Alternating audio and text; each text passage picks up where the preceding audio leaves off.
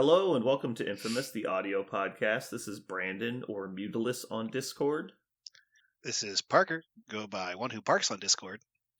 This is Jeremy. I go by just Jeremy on Discord, says /Discord, hashtag Jeremy. Discord Z's. Yeah. All right. Quick announcements. We have Parker is down to 1,914 probationary episodes. Just trucking away at that number. We need to be making some bets to stick Cupula to 2,000. Yeah, I know. It's going to be hard for you to get 2,000 now. Like, it's so consistent. Yeah. All right. Let's see. Anybody working on anything hobby project-wise? I've been going through, and I assembled a bunch of models about a week or two ago, and now I'm going through and magnetizing all of them. You're working on anything fun? Your hobby project of this mass of gray matter that you have assembled is all of a day or one evening of most people's hobby project. You should be painting something by now, right? You're assuming that I've spent any reasonable amount of time hobbying. Unfortunately, my hobby project has been the house that I'm currently living in. So I bought a lawnmower and a weed eater. God damn, you're domestic as fuck. I know, you, right? Man. Well, actually, it's mostly just been moving boxes of shit from one room to another is most of what I've been doing. I reorganized the shed today, and so it's starting to take shape. But we're in this weird spot. So Alex is, my roommate Alex, has a ton of stuff as well. And all of his stuff was quickly packed because his apartment flooded. And my stuff was quickly packed because I moved abruptly. And so we both have not sorted anything. So we have piles of just assorted bins that's just okay, well, this is everything from models to kitchenware because it just got jammed in bins real quick. And so we have to take everything apart, put it all back together, and then figure out where the shit goes. So there's a lot of in the middle stuff, but Alex has been traveling for work. He's been out of town for the last 3 weeks. So there's a lot of stuff I can't put stuff where it goes because his stuff is there. I don't want to mess with his crap. So, long story short, it's been that plus running tournaments, plus working on terrain for games. I'm just it's a lot of my time is not my time right now, and so once I get back to having my free time, I actually am excited to start painting again. Nice. I'm excited because my painter has had he just told me the other day he's acquired a lot of free time. And he wants to fund a summer vacation off of my stuff. So I'm going to get a whole bunch of it a little earlier than I wanted it. Or a little earlier than I needed it. So I'm super excited. I am sadly fully painted for quite some time now. I'm not sure what to do with myself. I'm just waiting for the next release, I guess. Jeremy, I could also be fully painted if I just wanted to slather brown all over my models like you do. I want to stop take time with the podcast to mention Jeremy's Immortal Hulk. That thing is gorgeous. Thanks. I don't often get boners for models, but I had wood. That was just beautiful. Oh my god. I'm not actually sure I've seen it yet. I know I've seen it, but it was on a table with another Immortal Hulk because Immortal Hulk was out, so I didn't know which one was yours. Oh. No, you could tell. You could tell from across the room. It's pretty cool. Yeah, I like that model. I put some time into that one, and I finished MODOK 2. So I spent some time on them because they're the only ones I had at the time, and they look pretty cool. Mm-hmm. The last time I felt that way about one of your models was your gun carriage. You remember the Khador gun carriage? Oh, are you getting ready to bust out some cash? You feeling jumpy? Feeling hoppy? For those of you who don't know, the reason why I played Khador at all in War Machine is because I walked in the room one day and I saw Jeremy's gun carriage, and I went, must have. Need all of that. Sell me. and he did. He sold me his whole Khador faction.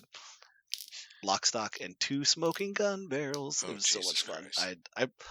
I forced that thing into so many lists, even though it was not the best. I didn't care because it was so very bad. It was so pretty. I didn't care that it was not great. Did you ever see the gun carriage I converted into a tank? Yes, I did. It was awesome.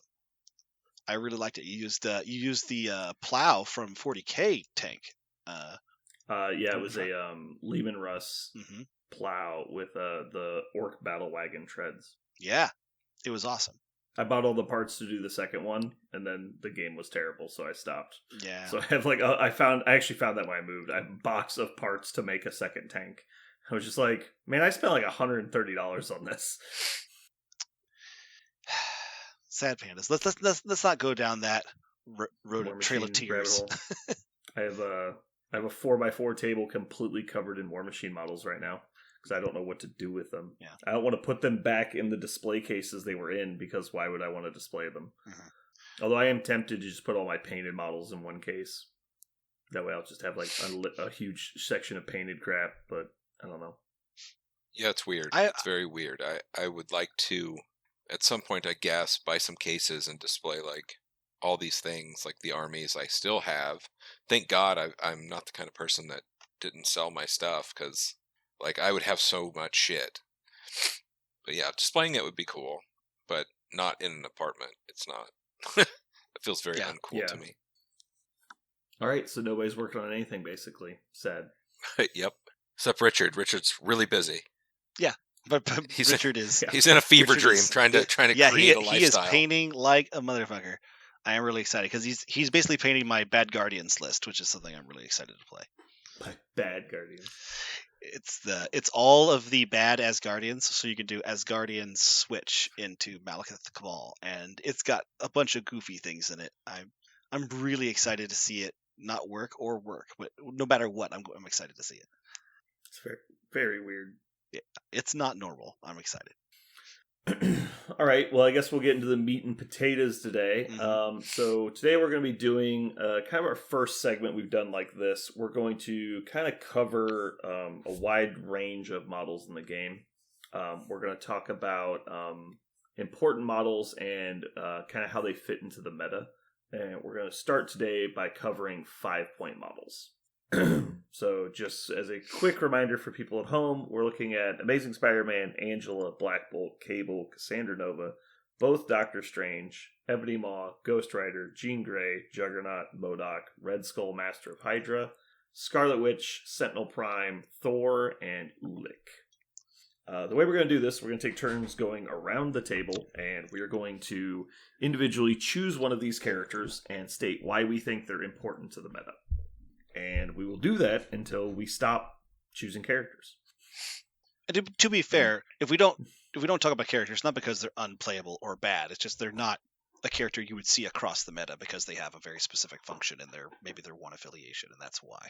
Yeah, it's just that we don't see them having a noticeable impact on the meta. Now, that doesn't mean that the character is not good. Like, a character can be very good in their own way, but we don't talk about them because this is more about how generic list building, like we're looking at from the perspective of we're building a list and we're looking at our options of 5-pointers. Right. So looking at it as just like, let's say an example character of She-Hulk, because we won't be looking at She-Hulk today. Mm. She-Hulk is clearly an important model to her in affiliation, and anyone building an A-Force list is clearly going to consider her, obviously. Right. But we might not pull her out and talk about her because outside of her obvious role, she isn't really, impactful in the ways that we're looking for, or she's outshined by another model. Mm-hmm. Let's say another example of that is Star-Lord. Star-Lord is a good leader, right? But you don't see a lot of people putting Star-Lord in Avengers. Like, it just doesn't make sense. Right. And so it's just that they might be outshined by somebody else. It's not that you can't play them. It's not that they don't get played. Like, Star-Lord's one of the most played leaders in the game.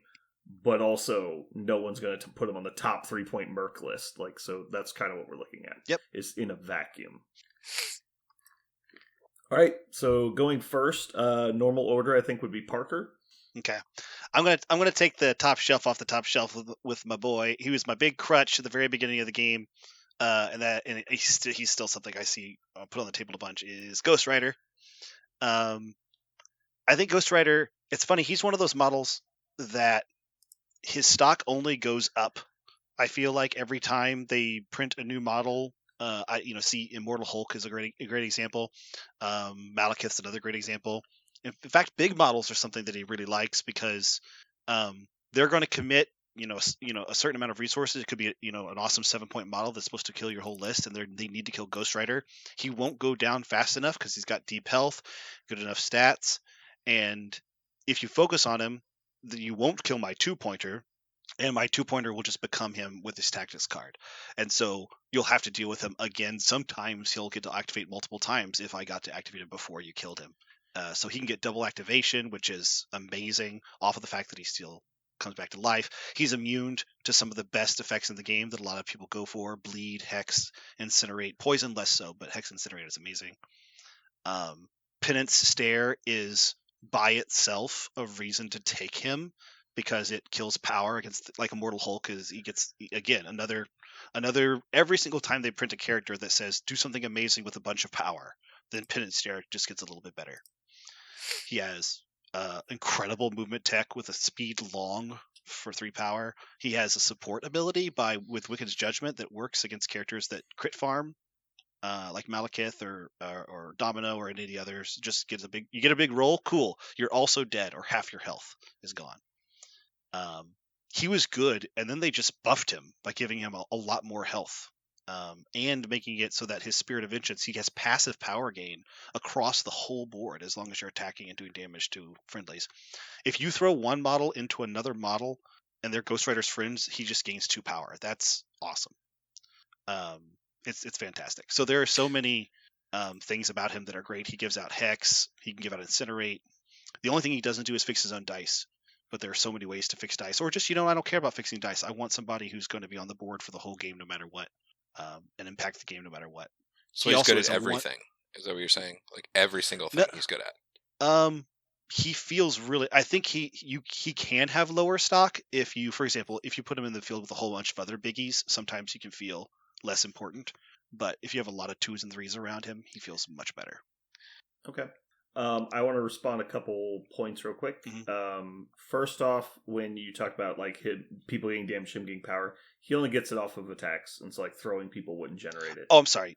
You were correct there. My bad. Just point of order. Mm-hmm. Secondly, I was also surprised when they buffed him because he was actually very popular in our meta. But I talked to some people outside of our meta after we started traveling again, and he was basically completely unplayed, like outside of our area. So. Mm-hmm. It was like one of those appeared to be down on him kind of things. But Punisher was also really unliked, and we like Punisher a lot too. But Jeremy, do you have thoughts on what Parker said? I think that I look at him when I'm really afraid of playing on a D. His movement is almost unparalleled with how far he can go and what he can get to and kind of accomplish. But aside from that, I don't like him in the big boy meta, actually, because he can get nuked pretty quickly. He can't really be nickeled and dimed so much because the small models really don't do a ton to him, but a big model can just take him straight off the board. Because I think that the Ghost Rider plan is either you kill Ghost Rider or you ignore him. But yeah, I like him for Ds. Like if a D is a problem, he's amazing. Okay. Yeah, he's obviously much better on some deployments because of his insane mobility and attack range. The thing I like most about Ghost Rider is I think he's a specific foil to a lot of people, without it being a gimmick. Like he doesn't have to have someone he is countering to be good. And I think he's one of those models like he's powerful and he can be kind of a splash character, but at the same time, there's a lot of finesse with him, knowing how to actually efficiently use him. It's so important on where you actually position him, which seems counterintuitive because he's so fast. But if you put him in the wrong spot, you lose a massive amount of his synergy and his power. And so, like, as somebody who's played with Ghost Rider a ton, I feel like I'm very good at playing against him. And when people put Ghost Rider on the table against me, they feel like he doesn't do anything. Because, like Jeremy said, you either ignore him or you kill him. But the fact that if you ignore him or kill him is not actually your decision, it's your opponent's decision. And they don't realize they're making it a lot of the time. Like, if you put him too far aggressively forward, he does get killed. You put him too far back, he gets ignored because he's out of judgment range. And so it's that like fine line. There's like that little area he's got to be in. And if you put him in the wrong spot, you activate him too early or too late, he can lose a lot of his effectiveness. So he's model that definitely needs some practice, which is I think is why he wasn't getting a lot of play before. But he's clearly has a lot of potential, and I like him a lot in splashes. He does something interesting where every time I'm like, okay, I could play Ghost Rider as a counter, but then when my opponent flips their list and they don't have the model I played Ghost Rider for to counter, I'm still fine because Ghost Rider's still going to do something. Like it's not that I'm never mad that I took him. Like, oh man, I just sold out for this and now I'm spending 5 points on Ghost Rider. I've never once thought that because I was like, okay, now I have Ghost Rider to do stuff anyway. And as far as what Jeremy said about him getting one-shotted and like taken off the table by big guys, that's definitely possible, but I actually feel it's not as bad as it feels for a lot of people. The concept of him getting to come back to life, like if I'm just we're starting this from the perspective of I will have Ghost Rider until round 3. If you're dumping all your big attacks into him, like that's fine. Like that just means the rest of my list gets to live to round 4. Yeah, and so I think it's not that big of a deal. Because he's got that insurance. I was always nervous about that because most of the time when I play Ghost Rider, people just ignore him completely, which is generally to my benefit because I'm going to be using his passives to hurt people. But just the other day, somebody playing Immortal Hulk, and so I played Ghost Rider in case I needed to counter it, and I did. And then he sent Immortal Hulk straight at Ghost Rider, killed me on round 3. I brought Ghost Rider back on that round and still and won because he spent so much time killing Ghost Rider and doing nothing else with Immortal Hulk. He never like bullied all my models around. He never threw a bunch of stuff. He never scored a bunch of things. He was just spending so much time making sure Ghost Rider died, and Ghost Rider came back to life anyway, with full health. And he was like, "Oh crap! Now I have to kill Ghost Rider with my other models because Immortal Hulk's out of position." And so that was it. Like the game was over because he two-rounded Ghost Rider and he lost. So it's still he should have been KOing 3 other models, right? But he didn't. He just got Ghost Rider, and he didn't get Ghost Rider. It would be here's another way to put it. What if Immortal Hulk spent the first 3 turns of the game killing Rocket Raccoon, and that's all he did?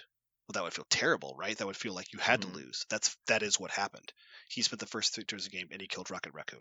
That's what he did. Rocket Raccoon got. On the flip side, though, it's not impossible for them to be correct in killing him because, like, I played a game at the shop, and I was able to force my opponent to play Deal with the Devil before Rocket or Ghost Rider had made an attack action. Mm-hmm. And so, like, it is up to counterplay. Like, you can definitely... I feel like Ghost Rider is a perfect example of a model who the better player with the model wins that matchup. Yeah. As where sometimes as like the better Malekith player in a particular matchup doesn't necessarily decide the outcome because he's very proactive. Ghost Rider is so reactive that the better Ghost Rider player on the back end can actually make it hard for you to use him. Mm-hmm. And so I think it's something just to pay attention to. But anybody out there who thinks they might like Ghost Rider in their list, if you play him the first time and you don't like him, play him again. Like that's what I think the lesson there is. Keep trying him because I think once you get his rhythm down, he'll just feel great. All right, that was our first one. Jeremy, you're up next. I am up next. Let me spin the wheel. So the one I came up with is one we see everywhere at this point, and it's Red Skull, Master of Hydra. Can this dude do no wrong? I mean, like, so he's got a grunt, so he loves to hang out on any of the missions that are in the back or anywhere. He hits like a truck. The joke to me is he's a 3-point model with a 2-point model attached to him. That's just fine. I mean, he deals with the big boy meta just fine. He deals with lots of models on the board just fine. He is just money in pretty much everything he does. He can switch his armor his to whatever he needs. And when you're being scared of being thrown all the time, it's amazing because he doesn't really deal with it if he doesn't want to. Mm-hmm. That's pretty much all I have to say about him. I mean, what do you got? Parker, do you want to go first? Do you want me to go first? I think you and I will probably have the same opinion. I think his challenge accepted. I think his saving grace is the grunt because I think people overstate his ubiquity. I played him a lot, and because I really liked his grunt. I love his grunt. I love his grunt play. I love all the things he does with grunts. I also like that he has this, like, this card in his back pocket. Just like, here, I'll go ahead and make sure you die this turn. Making my dice better than your dice. I like that a lot. But he is not a shock trooper and he is not. I'm just going to go hold a point by myself. He's not a Ghost Rider where you can just be like, I'm going to stick him somewhere a little bit dangerous. He is a glass cannon. He is made of brittle sugar glass. And I think people take him because he does have the ability to turn his dice, and so he'll remove models if he has the initiative. What I mean, like in generic initiative, not priority. Tempo? Yeah. You mean tempo. Right. So if he has the tempo, he can just knock you down and set you down, and that feels great.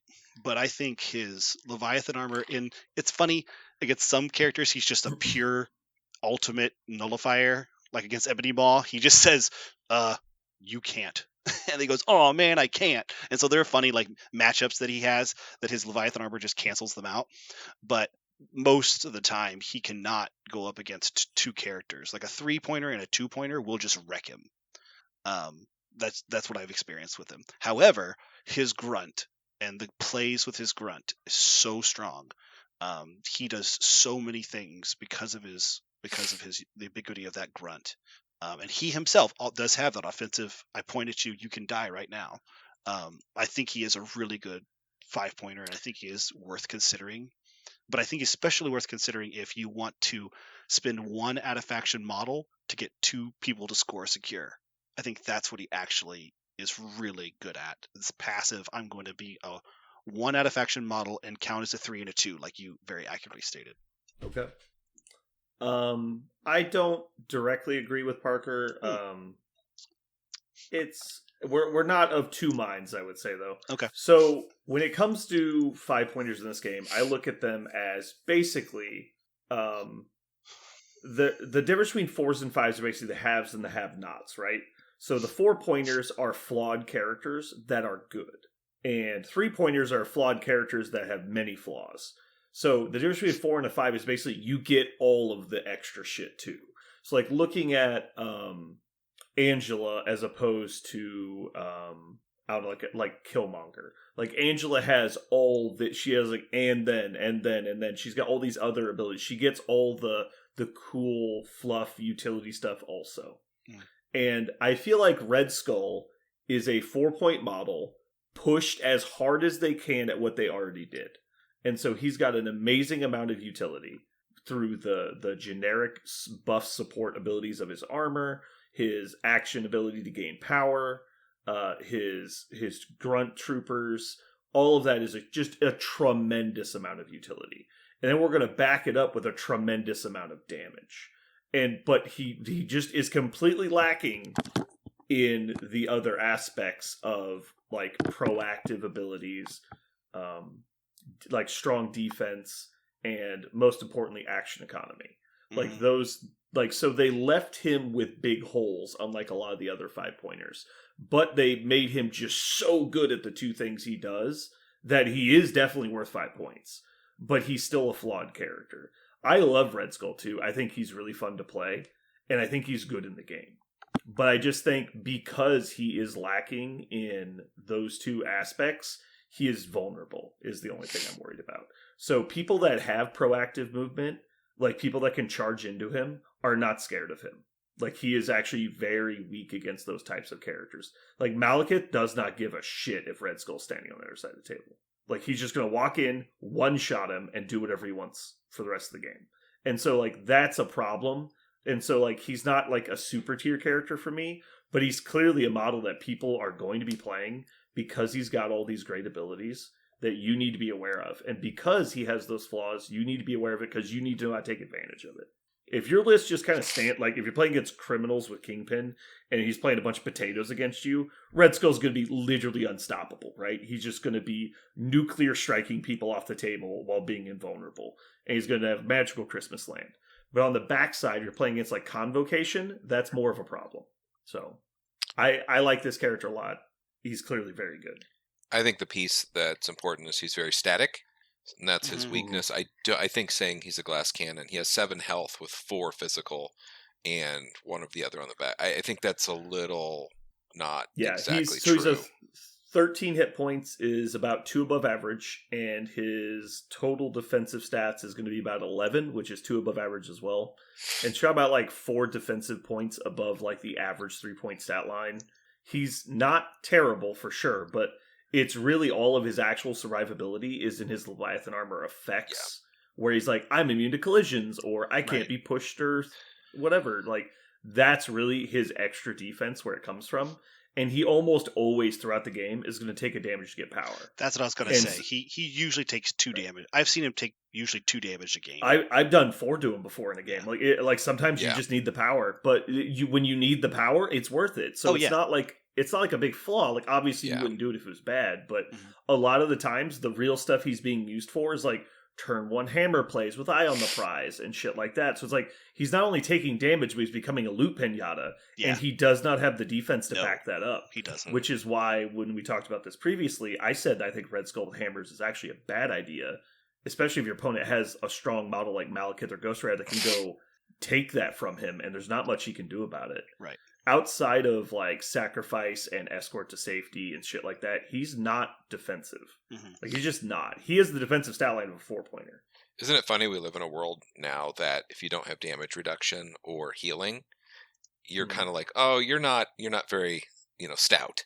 It's like, oh my gosh. It's not damage reduction healing specifically, but it's he has a moderately, like, he is as survivable as Carnage. Like, that's what we're talking about here. Like, Carnage gets one-shotted. Like, 7 hit points is great. It is noticeably better than a lot of stuff. Like, this guy lives as long as Green Goblin does because he doesn't have another thing. Mhm. Like, it doesn't need to be damage reduction. It Yeah. could be rerolls. It could be, the convocation place leadership. It could be anything. But Right. the fact is, he just doesn't have Yeah. a good defensibility. And in this game, defensive abilities are better than defensive stats. So it's just Yeah. not enough there. And that- That's just the only thing I'm worried about. Yeah, that's why I think he feels like. I also think he has a huge target in his face because he's such an offensive, powerhouse. People go, I have to kill Red Skull, and so I think that's another reason why maybe he feels more brittle to me. Is that He's also short he- range. Like, he Right. has to Mhm. engage the enemy. And if he hits his wilds, he can back up. But if you're backing up, you're losing action economy yet again. because he And so, doesn't like, have it himself? Yeah. most people don't. And so Right. they move forward, and that just gets him killed. Mhm. But you cannot stand up to his damage. Like, if you just try and stand there and duel him, you're probably Right. going to lose. And so you have to send 2 people after him. But the problem is the second guy probably gets him. That's why I said the 3-pointer and a 2-pointer probably gets it. Probably not, because he kills the 3 and the 2 doesn't kill him. I'm picturing like somebody who actually goes after people. I'm picturing like a Nebula and something like somebody who actually goes and kills a 2-pointer that kills things. Okay, so both of those people. That's what I'm thinking. That's Yeah, so if you invest 2 combat efficient models, you can probably bring him down, but you're not guaranteed to because Mhm. your stats are not irrelevant. Like, he Right. might just not get the dice, and then he'll live and kill everybody. Right. So you have to be careful, obviously. All right, so Red Skull 2, Electric Boogaloo. hmm All right, so I guess it's my turn. I'm going to leave the low-hanging fruit for you newbies over there, and I'm going to go with my favorite guy on this list that's still there. Not in the fluff, but my favorite guy in the game, MODOK. Oh, I thought I had a good guess, but I was wrong. Go ahead. Yeah. So if we're going by theme, I pick somebody else. But Okay. MODOK is my boy. MODOK has stayed with me throughout the course of this game, and he's been one of my most favorite models to play with. And again, coming back to it, comes down to that you get all of your toys when you're a 5-pointer. And he was the first example of that. Mhm. He has, at the time, the best damage type in the game. He has action economy with his big attack because he can create extra attacks in a round. He has a throw. He has board control. He has rerolls. He has dice mods for his opponents. He has an amazing stat line. He just does it all. And so the only thing he doesn't have is like self-movement, which would be Banana Sandwich. You would have everything in the game. You can't have a 5-pointer have every ability in the game and a great stat line. Mhm. So, I mean, what doesn't he do? We all know MODOK's great. He's one of the best blasters in the whole game. The just Psionic Force Field, the fact that you turns the enemy wilds to blanks, is worth a point in my brain if you have 10 health on the front. Like, that is worth a point. It's pretty crazy. It's fucking insane. This is one of the best abilities in the entire game. When you compare it, that's on a size 4 model with 10 health on the front side. That might be the single best special power in the game. It's so crippling to opposing offense to just lose 1/4 of their successes and almost all of their trigger effects. Mm-hmm. It's so good. That was one of those things that I don't think they can ever. They always you'll see those powers pop up on here, this model and that model, but I don't think that one can ever appear again. I don't think it can. I think it could very easily, but it cannot be on a model with 10 health. Yeah. If it was just like, you've got 5, but they don't get wilds, like, that's something we can live with, right? It's on Swan. I mean, but now they pay for it. Yeah, it's the more fair version for they spend one to is it blanked or rerolled? I think it's blanked. It's blanked, yeah. Okay. So perfect example, we just talked about Red Skull. The game has changed so much that's not even that bad against some people. True enough. But anyway, I don't know what else we could say about this guy. He's so great. He's like the gold standard of, control-y blaster. Here's one thing. As a guy who did not play when he came out, and he was such a pervasive model when he came out, I remember when I started playing the game, aside from you guys who were still, waving that proud MODOK flag and got me to notice him, he does not exist, right? I don't see people reaching for him, and he doesn't wrong. exist outside this dojo. Yeah. They're all wrong. People talk about it all the time, dude. I was crushing people with MODOK at LVO. People are like, "Oh, you're playing MODOK." I'm like, "Yeah," and they're like, "Oh, that's weird." I'm like, right. "Why?" And he's like, "Well, MODOK's not. He got nerfed." I'm like, "Yeah, okay." Yeah. And it's just like they see him come through the Black Bifrost with like Dark Rain up, and they're like, "Oh, wait a second." Yeah. And he just like shit houses their whole list. Yeah. Like, oh my god. Like, yeah, that's exactly what happened. As it turns out, when they nerfed MODOK, they didn't take away his ability to like completely take over. Like, I love MODOK turns. You're like, when is your MODOK turn ending? I was like, oh, it never ends. I'm just gonna keep doing things. And then. He does everything. What more can you he ask wants. from a model? Honestly, except placing himself. That's it.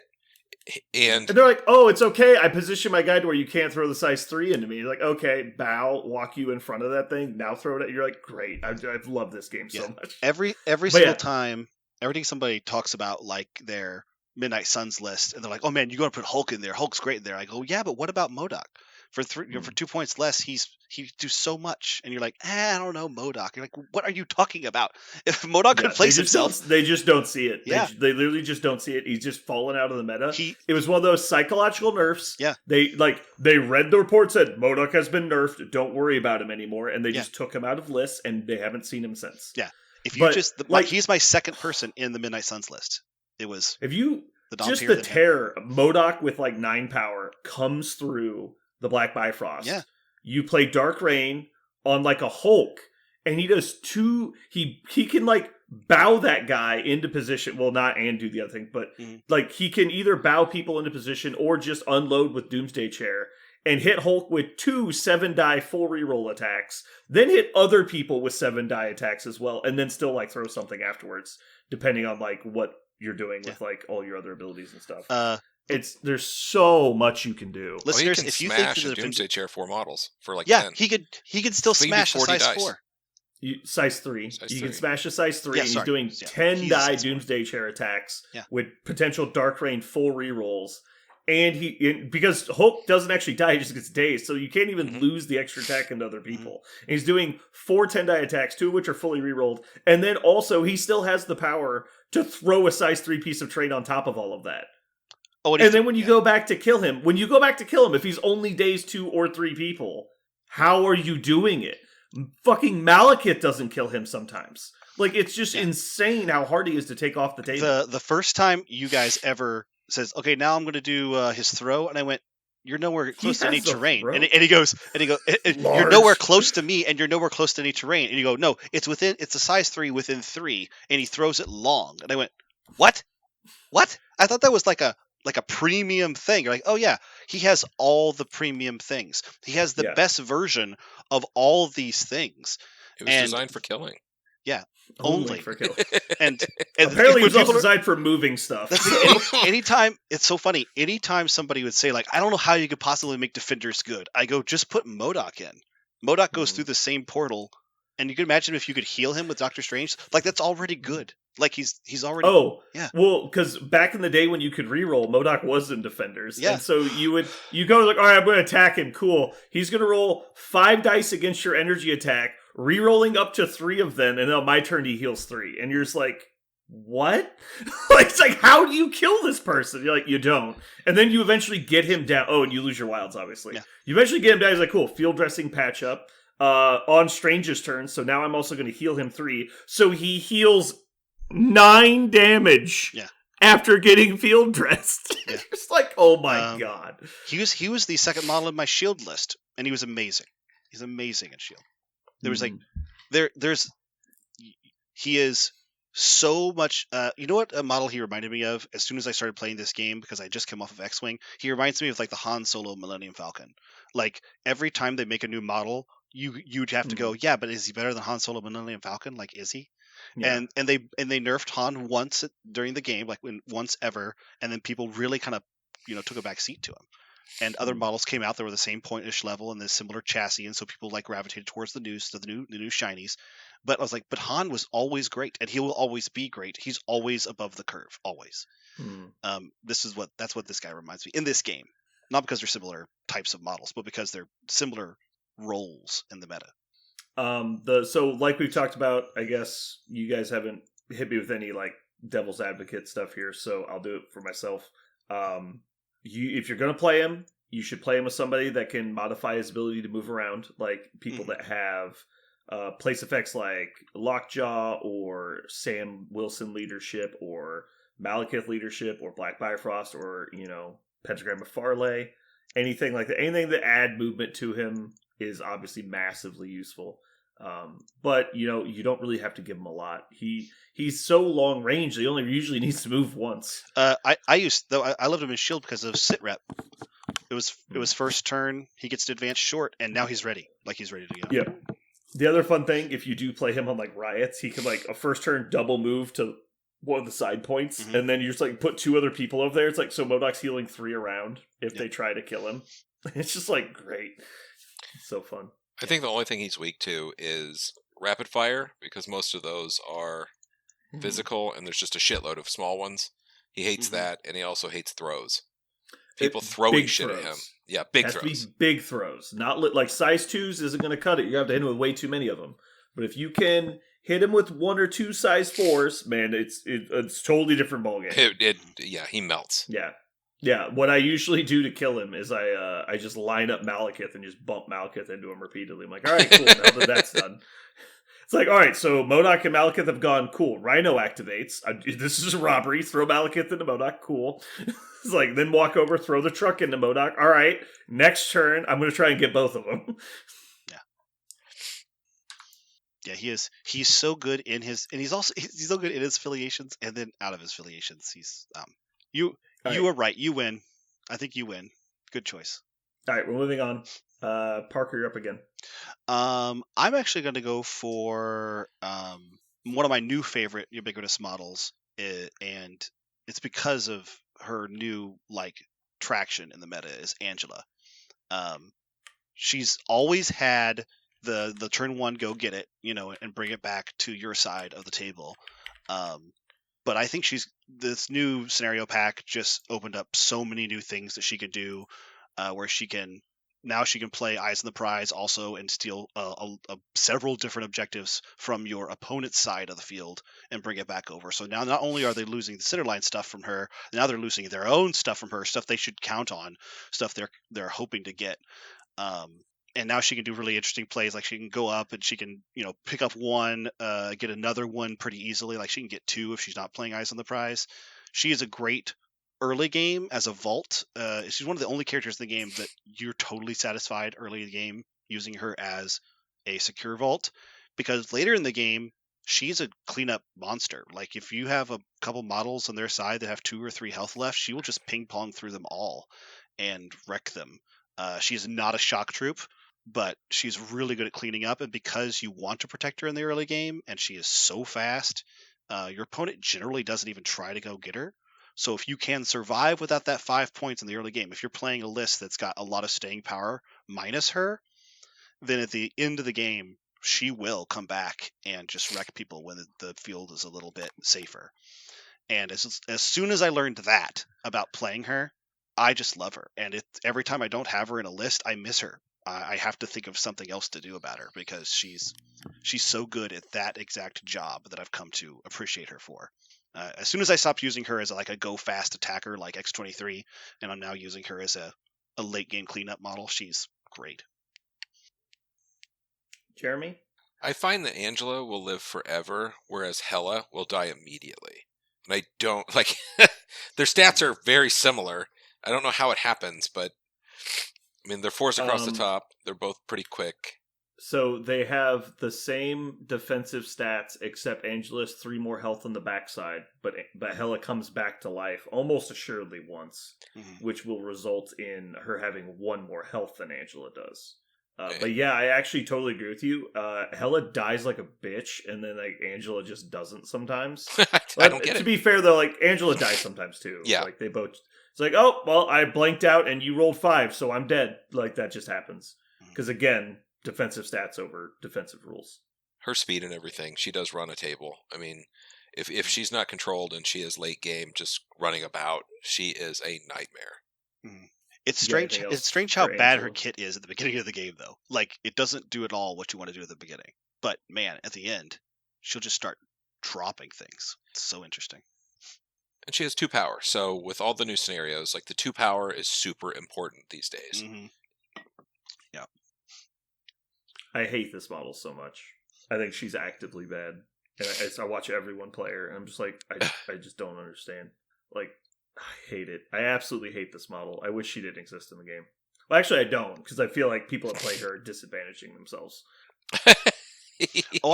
I think anybody who goes, I'm going to take Angela because I heard she's awesome on scenarios on the internet, I think that's wrong. I think you need to have like a reason to play her. Yeah, they just teach people badly how to use her. And so the only reason I didn't scream at you immediately is because you caveated everything you said with, she cannot participate in the early part of the game. Yeah. It's basically how this model works. She needs to hide because she is not a 5-point model. No. She just is not. And it's like, her attacks are barely justifiable for a 5-point model. Fucking barely. By 1 single digit on the card. If she had a 5-dice builder instead of a 6-dice builder, there would be zero argument this model should be a 5-pointer. And so the rest of her kit is a 5-pointer solely because she's a long-moving medium base that gets 2 power. That's why. I'm just like, oh my god, really? Like, you compare her to, like, Rhino, and it's like, these models are very similar. The only difference is one is slightly faster and has 2 power on the first turn. Anyway, I don't like her because of that. It traps newer players into thinking she's good, and then they frustrated, and they don't understand the problem is they're playing Angela. And so what you were saying, though, which is the only reason I didn't yell at you, is if you play her correctly, which is hide from your opponent until the end of the game, and hope that the rest of your list, while down 5 points, has managed to inflict major casualties on your opponent. I'm like, well, I don't know. I don't usually play down 5 points, but I don't feel like I have this huge reserve of forces at the end of most games. But I guess you just, like, I don't understand. Like, and so I also hate turn 1 gimmicks where it's like, I'm just going to spend 2 tactics cards and a 5-point model to go up 1 victory point on the first turn, and that's a smart strategy. I'm like, I fucking hate that kind of shit. I'm like, how would you just come over here, I beat your ass, I take all the points. Like, let's do that. And it's like, that's how I want to play the game, so it's just the opposite of my playstyle, which is probably why I hate her so much. But I just don't like her. I don't like the whole concept. I don't like what she stands for. It's like, I don't like our advanced R&D either. I wish it wasn't in the game, because it just encourages play styles that I think are bad for the game. Yeah, I think... And, go ahead. I just... Her... Talking about her combat ability, coming in against weaker models, she obviously excels at, because she's not actually meant to kill big models. But newer players, specifically, will read Heaven's Wrath and go, oh, she cuts the head off of Hulks. And like, that is not what she does. Do not try that. No. Like, you will just get broken in half repeatedly. And so, I don't like that. Obviously, the size 4 throw is good. Her assassin ability is good, but I mean, it's actively worse than the 4-point version of her. So I don't like her. Yeah, she is the value she has is if you like, for example, if you like splitting up your opponent's list, she is really you can juke people really easily with her. She's a monster at juking. Like if you have a D deployment and two secure she can gather, or an Eyes of the Prize take their scroll off of their side, then now it's you will just hard deploy everything on one side, send Angela to the other side, and then she'll leave immediately. As soon as they commit anything towards Angela, she just runs away. And now your opponent has 7-ish points they sent to kill Angela against the rest of your, and then they've split their forces in half for you, and Angela's already gone because she's so fast. So that's how you, if you have priority. Right. Yes, and that's why I think people go. I was just talking to somebody on Discord the other day who was asking for A-Force help, and she's in A-Force, so we're not really talking about inside your own affiliation, but they're like, I always use Angela, she seems so good. I was like, Angela is only good in this very exact situation, the one I described, but she is really good in that exact situation, and it does come up a bunch now with these new scenarios. But you have to be willing and prepared to play basically down 4 points for the whole game. Yeah. And if you get firewalled, you just kill yourself. Yeah. You just quit. Just There's a lot of ways to actually apply slow. It's not just firewall. Firewall is actually Hawkeye is actually like her death, because he can chase her down, he can be out of her attack range, and he can give her slow, which is hilarious. She is not. She, like I said, she is a very specific key, but the key got a lot more locks to open with the new scenario pack. So last 2 things for Angela. One of the jokes I used to tell people at the store was you take another character card, you turn it sideways, and you cover up everything on her card below her stat line. And not even like her defensive stats, just like the point cost, the health, the movement, the base size. You just like cover that up, and then like the card stops right above Asgardian. I'm like, this is why you play Angela. These 4 numbers here, and the Asgardian words. That's all you care about. The rest of her card might as well fucking be blank, which is why I don't like her. All right. Anybody have anything else to say about Angela? Okay. Jeremy, you're up. I think I'll leave the easy one, or the most obvious one, for you, Brandon. Ooh. So I'll take the other one. Which means I only think there's probably 2 left on here, but maybe I can be convinced. I think Ulik is pretty phenomenal these days. Comes with 2 power. He goes wherever he wants on the board. Damage reduction. He's got a humongous health pool. He throws things. He can basically punch anyone on the table anywhere with his just a single power help. You can't really take him out with any single model in the game in 1 round. He is very, very difficult to get rid of. And for 5 points, he feels just about right. I like him. And he goes pretty much anywhere. Like, you can put him in any list, and you're going to go, yep, this feels fine. Parker? I have a very negative opinion of Ulik, not because of anything you just said. You don't like trolls.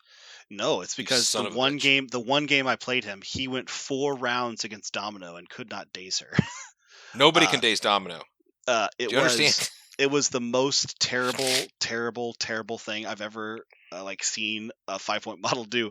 I think you're exactly right. I've also seen him come across the table and daze 2 of my models turn 1, I think. Yeah, it was he walked up, he got 1 power on turn 1, did his jump, smashed one of my models, didn't knock him out, threw something at him, knocked him out, and then he had enough power still to jump again, and he just one-shotted one of my 2-pointers. Like, it was amazing. So Ulik is a fantastic blitz model, I would agree. He has a really high ceiling to just totally tilt the game very early. I think his stock diminishes a lot as the game goes on. Maybe I'm wrong, and somebody could disagree with me, but I feel like he is a blitz model. He takes a huge advantage early. As the game goes on, I would rather have somebody that could displace models or activate them. Because that's what he does late game. Yeah, I guess he can. He can push. Shatter does do some things. Yeah, the auto stagger's auto not stagger nothing. Activated. Yeah, man, it's for legit. Turn 4, be afraid. Well, it's not very likely. So the annoying part is like, okay, cool, you're gonna try and activate them. It's fucking 9 dice, dude. It's no joke. Yeah, I guess it's not a cat scratch for a damage. I guess it's just in my experience. I guess the 2 games I've seen him so far, he either blitzed my whole game off and it was over on turn 1. Mhm. It literally was over on turn 1 because of Ulik. And the other one, I watched him do nothing and I lost because I spent 5 points on a model that could not do anything he was designed to do, which was just a really bad game. So Yeah, so like you've obviously had weird dice interactions with him, Yeah, and he I've only is a seen him dice twice. reliant character, so that's going to happen. Like Yeah. you're not going to have the same Ulik every game because he's exclusively a dice bot. uh-huh. He rolls dice against people. That's all he does. Mm-hmm. And so I guess that is, if I had a problem with him, that's him. Is he has a lot of utility as long as he's rolling dice, and they're popping up. I think this is a pretty solid design space for a 5-pointer. Like we've been talking about before, 5-pointers basically get everything. So he's got damage reduction, he's got power generation, he's got proactive movement, he's got a throw, he's got control, he's got high damage, he's got good stats. Like the only thing he doesn't have is A grunt? range. The only thing he doesn't have is like what was I had something for this. What was the thing he doesn't have? Is it just range? Dice mod? Scenario. He has doesn't have scenario ability. Mhm. Like he doesn't have board control Well, because he can. he does only push on a throw wild, but terrain.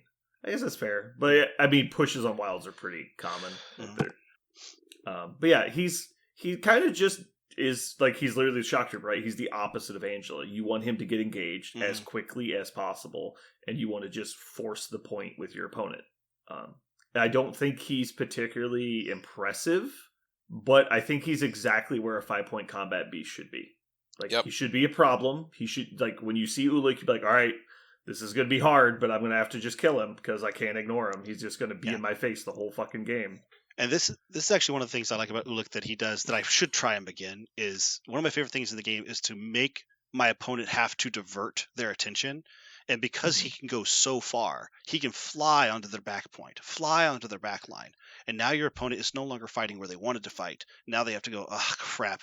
Do I turn around and stop Ulik from killing? Because I picked up an extract with my ranged guy and went back on the back point to score 2 points a turn, and Ulik is already on top of him at the end of turn 1. Jesus. Like, that is that is something that Ulik does very, very well.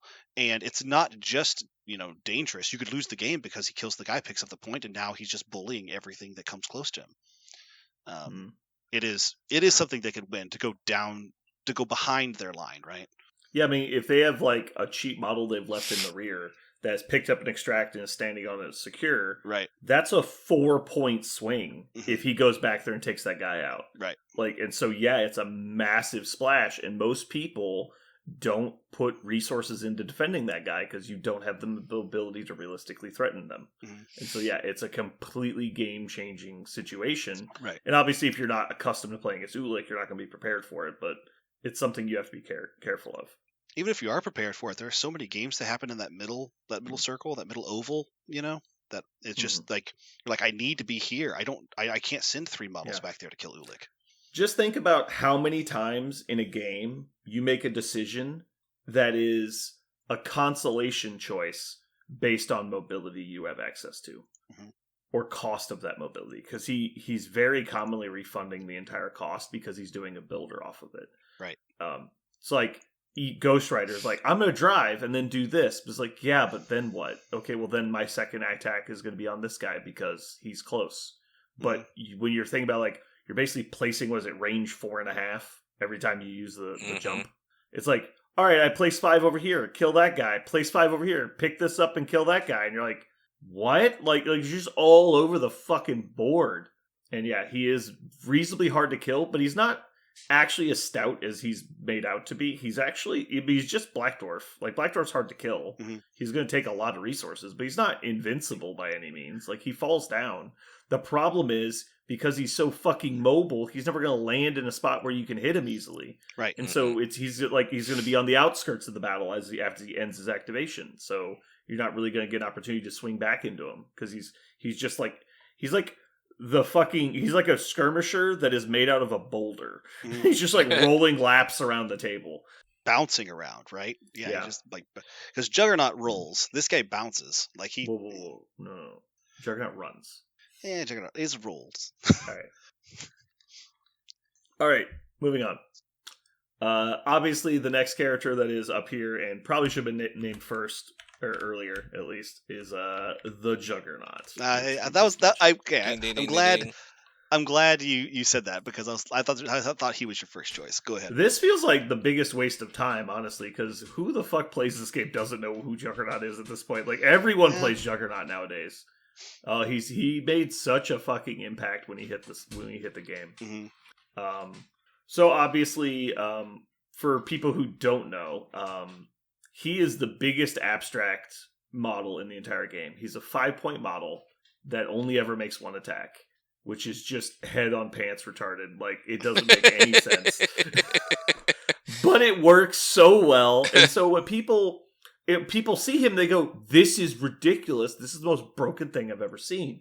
Because, like, he moved from here to here and did an 8-dice attack. Nobody else can do that. It's like, that is correct. They designed him to be a unique piece in the game, which is great. That's exactly what he should do. Because most people, it's hard to see from the outside looking in. You kind of have to pilot him to understand. It's 1 dice roll a turn that he gets to make. Mm-hmm. And so he's going to whiff on a few of them. It's like, so that means probably throughout the game, he's going to have 4 relevant attacks. So he's not an attrition piece. That's not what he does. No. He is a distraction mobile tank. And so 100% of his value to the game is in his mobility and his survivability. Like they're just like a 2-edged sword that is going to come in and do something nothing else in the game can do, which is get in, get something from somebody, and get out.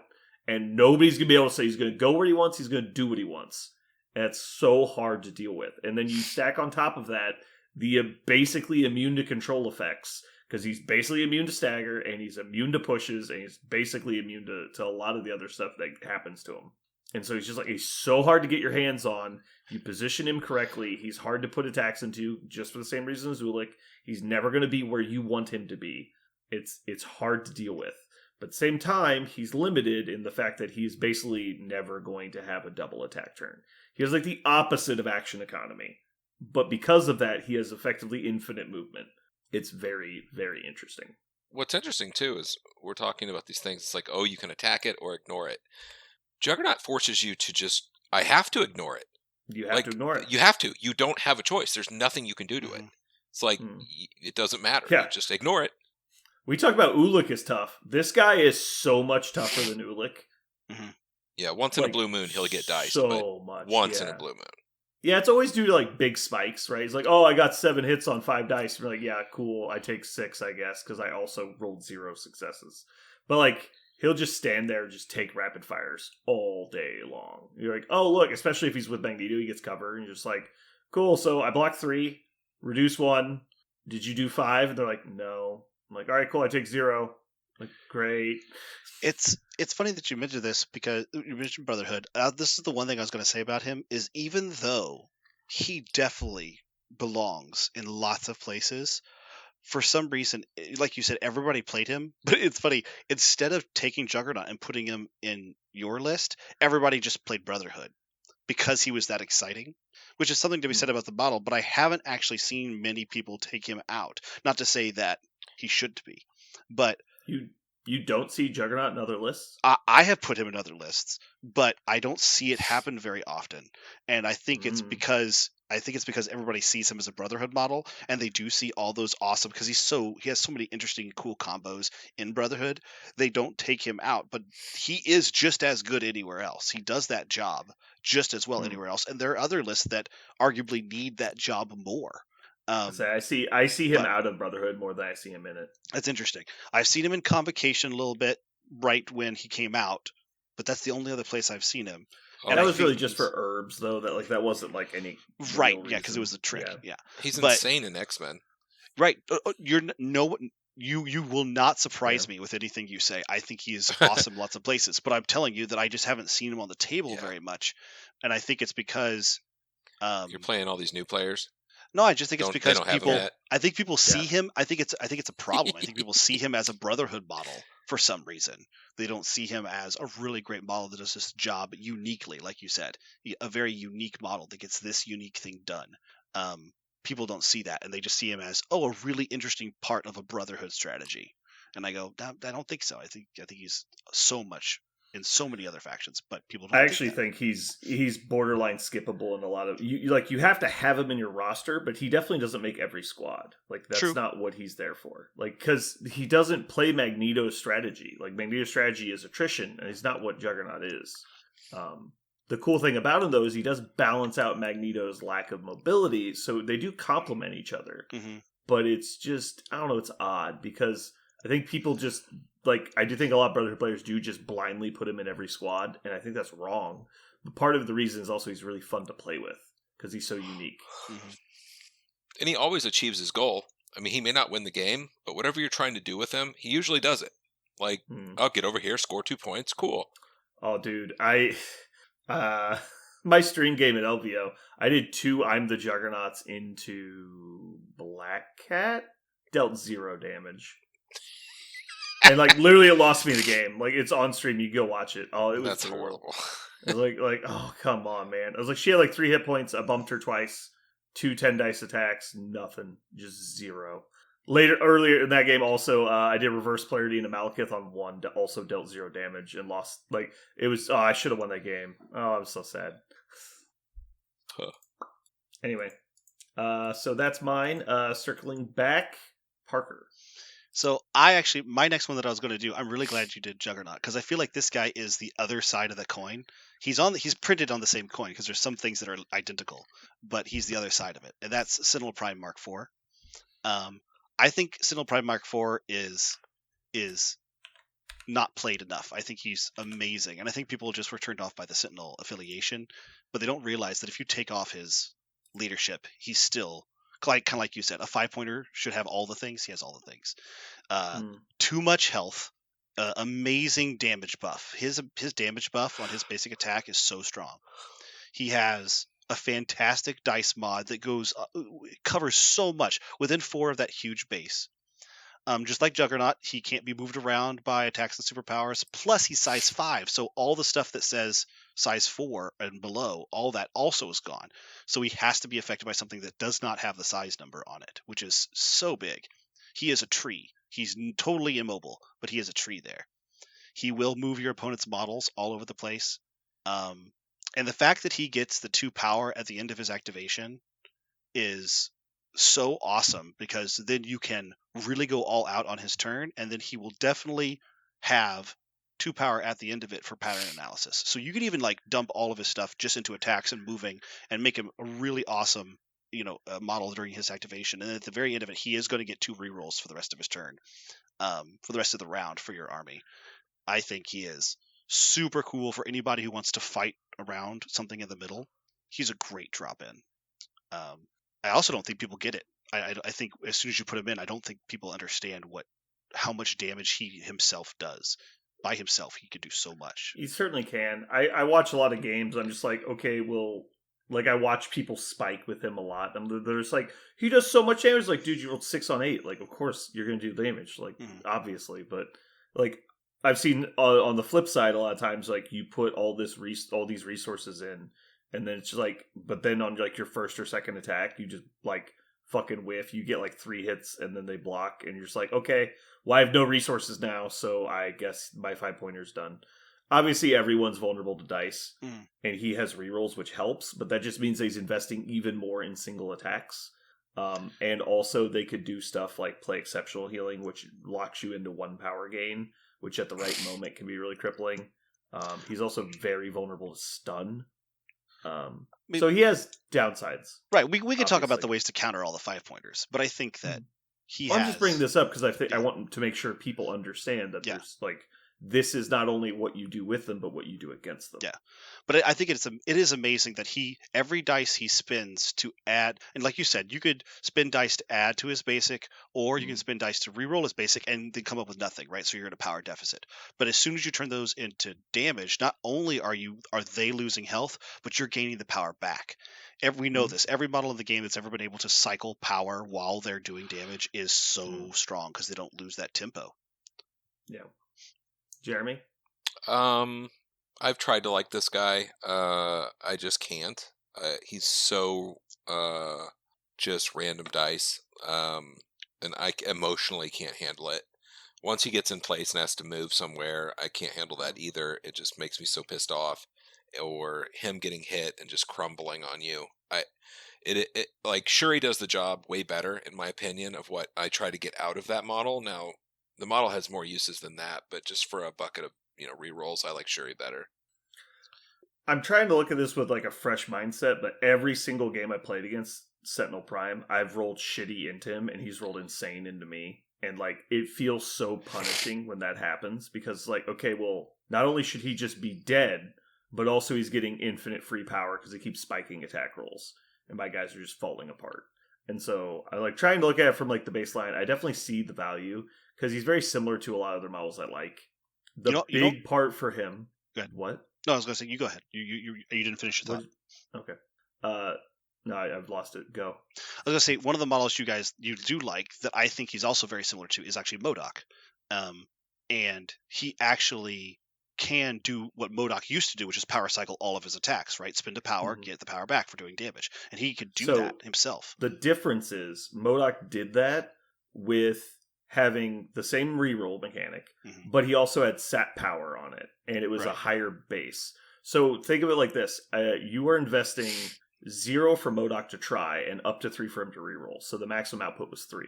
Sentinel Prime is putting in at least 1 power just to get up to the equal amount of dice on a shorter range attack, and then spending the same amount on rerolls without sat power. And so he runs dry way more often than old MODOK did. And so that's what concerns me. And MODOK would have games, and you can ask Jeremy too, like about 1 in 5 games, he'll just like the first 2 rounds, it's just not working. Like, it's like I roll 3 skulls in the initial roll. I get 3 hits, but they block 2. So it's just like, it doesn't matter. Like nothing really happens. And so it's like a really premium action was wasted. And like when that happens a couple attacks in a row, it's just like, you can't get it going and you spent all your power on rerolls. And so like you don't have enough left to do your cool abilities. And so like it was an issue. As that's why I'm worried about Sentinel Prime. Investing 5 points in a static model that has a noticeably shorter range, that has arguably worse defense, even though he's got a lot of health. Like I would much rather have obviously MODOK's force field than his extra 4 health on the back. So I'm just concerned about him. I know he has a lot of holes. I think if you build around him, he's very potentially good. Mainly, you need to have mobility built in, because if he's doing 1 advance and then just rolling like the equivalent of, was it 11 dice with your full rerolls and everything, but dump 6 power, do an 11 dice attack, which he can't even get to on his own. Like when he's going on turn 2, he's walking up to try and shoot somebody, he's got 4 power. And so you're like, all right, spend 3 to go up. So you're doing a 9 die attack equivalent. And if that just doesn't do more than like 1 or 2, you're completely fucked. And so it's up to people not knowing that they can't walk into range of him. And when they do walk into range of him, it needs to be after he's activated, kind of. So I think it's a lot of it was people don't know how to play him, or like if you get the spikes, he's a god. Like if you're just like, cool, I got 6 on 8, and now I'll reroll the other 2, 8 on 8, take 6, I gain 6, and you're like, this is insane. Yeah.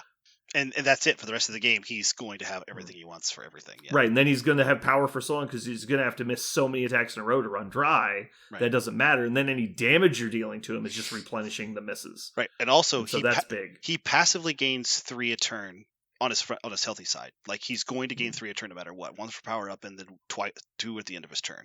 So running dry. I didn't realize he lost. Oh, but he rolls the dice. He rolls the dice, yeah. So he gets Green Goblin's ability, so potentially gets more. So he at least gets 2. Oh, it's way worse than Green Goblin. Oh, I'm sorry. Yeah, because it's only crits. Oh no, because he can suffer damage. He doesn't get it for wilds, and then he suffers damage for skull. Right. Yeah, I don't. The thing about him is the thing that makes him. You have to want the ability to buff your own list over a single model that's going to do more, because I think he has a lot of comparisons to MODOK. But if you want something that's not going to be moved, that's going to sit like a tent pole that your whole army is going to benefit from, he has a higher ceiling than MODOK. But if you want to just kill things, MODOK has the premium everything, and he does not. So I know that if Aaron was here, he would definitely be making all the arguments you're making. Yeah. So I'm not upset that we're talking about him. But I think that this guy falls into the category of you have to build a list around what he does, and not that he is a additive to other lists. That's an interesting That's point. mostly why I'm pushing back so much. Mhm. As where even Angel, like, I disagree with the way she is used and that she gets played, but I know that mechanic is valued by some players, and she is just on her own. She does something, and so it's obviously she should be talked about in the meta because she gets played. As where this guy, he also gets played about as often as Angela, but when I see him and it works, it's not just people trying shit. It's almost always they've invested half of their squad in making Sentinel Prime. Yeah, that's a good point. Yeah. And so it's really a Sentinel Prime list, and you're just like putting stuff around it, kind of like Hulk. Mhm. You've built a Hulk list that you have shit in, Yeah. but that shit is just Hulk shit. It's Right. just like the people have to carry him around, so like that's what it is. It's like the Hulk Palanquin, and then like everybody else is just kind of hanging out. That makes sense. That's fair. So I would pull him into a separate category, but I think he's worth talking about. Jeremy, do you have another pick, or are you passing? I have one more. Okay. And I just love this guy, and I think he fits in a lot of places. Thor, Prince of Asgard. Got it. Ship it. I'll let you take on Thor. You can have him. Ebony Maw. I think Ebony Maw is an incredible first turn in your face that your opponent needs to deal with that usually you can't. He comes with his own power. He throws a lot of shit. He bleeds your opponent dry, trying for them to attack him, and he also has Shush. It's one of the few models in the game that can stop another superpower. He's got a ton of health. I just love this guy. He goes in a lot of places, but you don't see him that much. He's hard. It's really difficult when you could take MODOK or him. I find that to be the issue, and he is not. He's if he was another affiliation as well instead of just Black Order, it would be money. But he's not. Yeah, he gets played in Convocation a lot, but outside of that, not really. Yeah. And I don't think it's bad to put him in places. The issue you run into is a lot of the meta armies don't need what he does because they have their own tall models. The only lists I kind of see him get played in are those like, wizard centric, even if they're not Convocation, because they have a lot of similar abilities. The ability to shrug off collisions when you want is great when it doesn't cost you anything outside of the times you use it. So like Red Skull, for example, can also cancel out collisions, but it means he's got to be in a specific form. So you're tied to that as long as you're trying to do it. As where like, oh, you walked up and Thor threw a size 4. I guess I'll spend less power than you just spent to completely negate that effect. And you're like, ugh, it's so annoying because it's an infinite resource as long as you can keep power on him, which is very easy for Ebony Maw. Ebony Maw stacks power really easily. I guess I stopped using him myself when Red Skull 2 came out. Like that ended up just being a natural filler. So for clarity, are you taking him with the Space Stone? I never did, no. I also never did, but I've always wanted to, but I just looked at the points, and it never worked out in the squads I was taking, because I was playing a lot of other tall models. Parker, do you have something? Yeah, I did the Space Stone with him, because I specifically wanted like a semi-mobile character that did mystic attacks and throws, and my list didn't have that. And the Space Stone actually worked. I felt like the Space Stone was great for him. I ran into exactly the same problem I've ran in with other people, and I don't know why this is. Maybe you guys could explain it. Maybe we could crunch it right now. It's funny. He's a damage dealer, right? Like he ostensibly does so much damage, but when people don't get the wilds on his attacks, he feels so much worse. Like so much worse. Is it because they need to be sent out of tempo, right? That he needs like a functional stagger of moving them back so that they have to come back towards him, and so they don't have enough to kill him. That's what I wondered, because every time I've ever played against him, if he didn't get his wilds, he felt like such a pussy. And when I've played him and I didn't get my wilds, I just like, oh man, this feels so hard. It's because he's not a premium damage dealer. Like he does a lot of damage, but he actually does less damage than MODOK. Right. And MODOK has the control effect. So when you don't also hit the control effect, you realize how non-threatening he is, and he literally lives on the back of, he's like, I'm going to control you and then also fuck you up really bad. And so like he'll get people sometimes, like he'll daze them, but he'll come up short a lot, and when you miss the control and come up short, that's when it goes sideways. As where for MODOK, that doesn't really ever happen because he always gets the control, and he has better defense than Ebony Maw has. And that's why MODOK, in my opinion, has always been superior The only thing, though, is you don't get the immunity to collisions, and you don't get to access to Space Stone. That's like the big 2 parts of it. So like that's what tips it either way. Word. That makes sense. I like Ebony Maw as well. Again, I don't think he gets played a lot, but he is very splashable compared to Sentinel Prime. So yeah. Let's see. Negatives of Ebony Maw. He's very vulnerable to control without the Space Stone, and with the Space Stone, he's a very expensive model.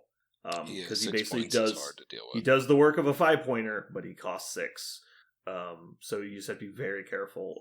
It's like salt to taste. You got to find that happy spot for yourself. I think the crazy part of this, when we think about it, like Ebony Maw is almost out of the meta, and he's a very interesting and I think well-designed model. And he was very competitive when they reworked him at 5 points, but he completely just obsolete shadows out Scarlet Witch. Because she doesn't have the power generation that he has. They have the same tactics card, and they're both static mystic attackers that throw stuff. And so she's weak to throws, he's not. She has power struggles, he doesn't. Like, it's just weird. But she does more damage than he does, so... I just always used him to prey on Captain America. Like, Jesus Christ. Like, he just eats him. Did you pick that up from me doing it to you a couple of times? I don't know if I did or not. I remember we played a tournament finals, and it was just like, Ebony Maw just fucking shat all over Captain America, and you're like, this is so annoying. I played Captain America maybe twice ever, so I have no idea. I just found that to be the easiest way to deal with him. It's just Ebony Maw just destroys him. He does. He's just so sad. Ebony Maw gets within range 4, and he's like, well, I'm dead. There's really nothing he can do about it. Like, he's going to kill Ebony Maw. Was he going to do bodyguard other Ebony Maw attacks to him? Like, it's just nothing he can do. Yeah. It's so sad. Anyway, so that's Ebony Maw. Coming back around to me, I want to say Sexy Strange. I don't know why people call him Sexy Strange. I hate that so much. He's Sorcerer Supreme. I don't know that I could make an argument. I've never played him out of Convocation, but every time I go to, I'm like, it's not going to work. Like, I don't have all the stuff I need. But I don't actually, like, when I'm playing the game, it feels like it would be fine. But when I go to do it, I'm like, nah, it's not going to work. Like, I don't know. I keep wanting to try it, but then I don't. As where, like, I played old Doctor Strange everywhere, and it was great. Like, it's always fun. But, like, new Doctor Strange, he's so iconic to Convocation, it just feels like it'd be weird if you don't have books, and you don't have the bump, and you don't have all that other stuff. It's so funny, because he doesn't have the leadership printed on him. He's not even a leader for the Convocation. But the leadership is so good with him. Right. Like, it's like he's the model it was built around. And so even if he's not required to use, it feels like built into his DNA is that he gets to do those things. So taking them away feels unfair. It'd be like playing Rocket without winging it. It just feels weird. Mm-hmm. It's like all of a sudden he becomes like human. I second the thought that I hate the term Sexy Strange. I also really don't like it. He's the Sorcerer Supreme. Like, there's times when, like, an acronym or something works really well for a model, but, like, I don't like all the advent of all the new stuff people are calling, like, I-Hulk. I fucking hate that so much. Oh, yeah. Say, like, Hulk 2 or New Hulk. Or just say Hulk. People know you're fucking talking about the new one. Yeah. I will say that I actually... I have stared at this guy a lot, and I actually might put him on the table this weekend out of Convocation. He's on the short list to go in for a 5-pointer in my Guardians list, because he does something Guardians doesn't do, which is mystic attacks and placement. And he would like to get a few rerolls. That's something he would use. And he already gets like his own rerolls, and so it just doubles down on that and makes his dice that much more consistent. I think a lot of people don't reach for him because, like you said, for some reason Convocation like put their big stamp on him. And when you play him in Convocation, like, yeah, there are a few things that Convocation does that he likes, like the book's turn makes him harder to kill. But the reason why he's super like scary when he gets like a hammer or 2 hammers, that's when he's really scary. And you don't need to be in Convocation to pick up 2 hammers. Nothing Convocation does for that. It just happens. Well, so I guess that's interesting, just taking him as your hammers character and not caring about anything else. Because But that's the thing, like, Books is part of the reason he's the best Hammers characters, because it's like, the turn it matters, you're not going to kill him. Mm-hmm. Like, it's like, it just feels so brutal when they're just like, you're not going to kill him. It's just not going to happen. But you not can not having a Book's turn is really tough with him. I've played him a few times out of affiliation. Yeah. And good. It makes him very He can vulnerable. die. Like, he can die on you. And so Devil's Advocate against him in Guardians, I actually don't think it's going to work because he's not going to generate enough power in the early turns to turn on his placement unless you're doing some other gimmick to get him power. And then he's really going to be lackluster in the early rounds. And I feel like you want to be as aggressive as possible in the early turns as Guardians. And they really need mobile models. So I don't know. It might work. I hope I'm wrong. But yeah, I don't think I can make an argument for Strange outside of Convocation. Yeah. But it's mostly just because he's missing too many of his good tools. But I like the concept of just a 2-part drop-in of Eye on the Prize and Strange 2 in every list. If you have space, just be like, I get to play Hammers now. And you're just like, and you pull Hammers, you're like, cool, let's do it. Like, and no matter where you do, I think Strange gets 2 Hammers and we're just going to play this game. And sure, he's not going to be as strong as normal, but like, there's a chance he's just going to run the board and there's nothing you can do about it. There's something else not to be said. Yeah, you could. The Mystic Attacks is really good again, but it's also energy. Like, there are a couple lists out there that when you put them down, they go, "Oh no!" They look down, and all their ranged attacks are energy attacks, and they go, "Oh shit!" He's actually not good against energy attacks. But you use. But yeah, you roll your. It's only 3 dice, but you do get to use the blanks and everything. He doesn't get blanks. He gets to wilds count as 2. Sorry. So it's good, but it's very inconsistent. And so you'll get turns where he just doesn't hit a wild on three chances and then just dies. Well, he'll have 6, right? If you don't get it the first time, you could try it again. Yeah, no, like you know. So the majority of time Strange dies, it's because he got one-shotted by a single rapid fire, and it's just like, how did that happen? It's like he just blanks out. Like, it's 3 defense dice. I don't care how many times you're going to re-roll them. Like, still 3 defense dice. But I would say that's not energy. Yeah. You're exactly right. Like, if somebody has a way to actively get to him physically, like, one Zemo can just come up and stab him twice. And but that's the thing. Is like if you're blanking out, it doesn't matter if you're blanking out on energy or physical. And so if you don't hit the wild, he's average at best. And an average 3 dice defense roll is not at all reliable. Do you think he can? Do you think he can still? I mean, you've played with Hammers more than anybody I know. So can he? Double tap and then just leave and get far enough away that you're safe with your Hammers? No, for sure. The only question is, can you survive the first round? So if you get priority with Hammers, then you're safe because you go up, you get the middle hammer, and then you back up to your back hammer, and you're super safe. If you don't have priority, say that one more time. If you have priority, you start on one of the flanks, get the hammer on the flank, and then you come back to the middle with Eye on the Prize. And so you're actually ending your activation back in the middle of your list, like nearly in deployment range. So you're actually super safe there. If you don't have priority, you have to play Eye on the Prize, pick up the back hammer, and then go to which other hammer they didn't pick up with a double move. And that's how you get 2 hammers on going second. And so it's way less consistent because now you're theoretically exposed against their attacks. And obviously if they're big brain, they're going to pick up the side that they don't have a bunch of people on, and you're going to take a bunch of attacks on the first turn. Now, you're still Strange, and the reason it's better in Convocation is because they hit you once, you bounce back, and every time they hurt you, you're farther away. It's really hard to go get them. Even if they daze you, you're just next to 2 hammers in your deployment zone, so it doesn't really matter. And the next turn, you just pick them back up. So the issue kind of becomes, can you just survive the first round? And that can be as easy as, okay, well, you're going to get 1 attack on me, and then my bodyguard Steve Rogers is going to come up and protect me, and so it's fine at that point. So that's fine. And now, especially in like, if you did Avengers, then you would have, like, you'd be scalpeling for 3, which would be huge, because you would always be able to scalpel. So there's a bunch of combos I can think of that'd be great for it. You could also, like, let's say, for example, you just play Gambit in there, because fuck it, you're playing X-Men or whatever, and now you're going to play Dark Past on the first turn, and so you have 2 hammers in stealth and cover. Right. And that's a whole different situation as well. So or you could do Stormhop too and make it even easier. There's all kinds of shit you could do. And so I think if you're just planning on a Hammers option for Strange 2, that actually is really interesting. because it costs you literally almost nothing. It's one Right. tactics card and one character slot, and he can slot into a lot of lists and be really interesting. And so I would actually like to see that. But anyway, we got very off topic. I pass. But I'm very happy we had that conversation. I think that's good stuff there. Yeah. So Parker, do you want to pick anybody else off this list? I'm ready to pass too. I can't think of anybody else Okay. with great ubiquity, I think.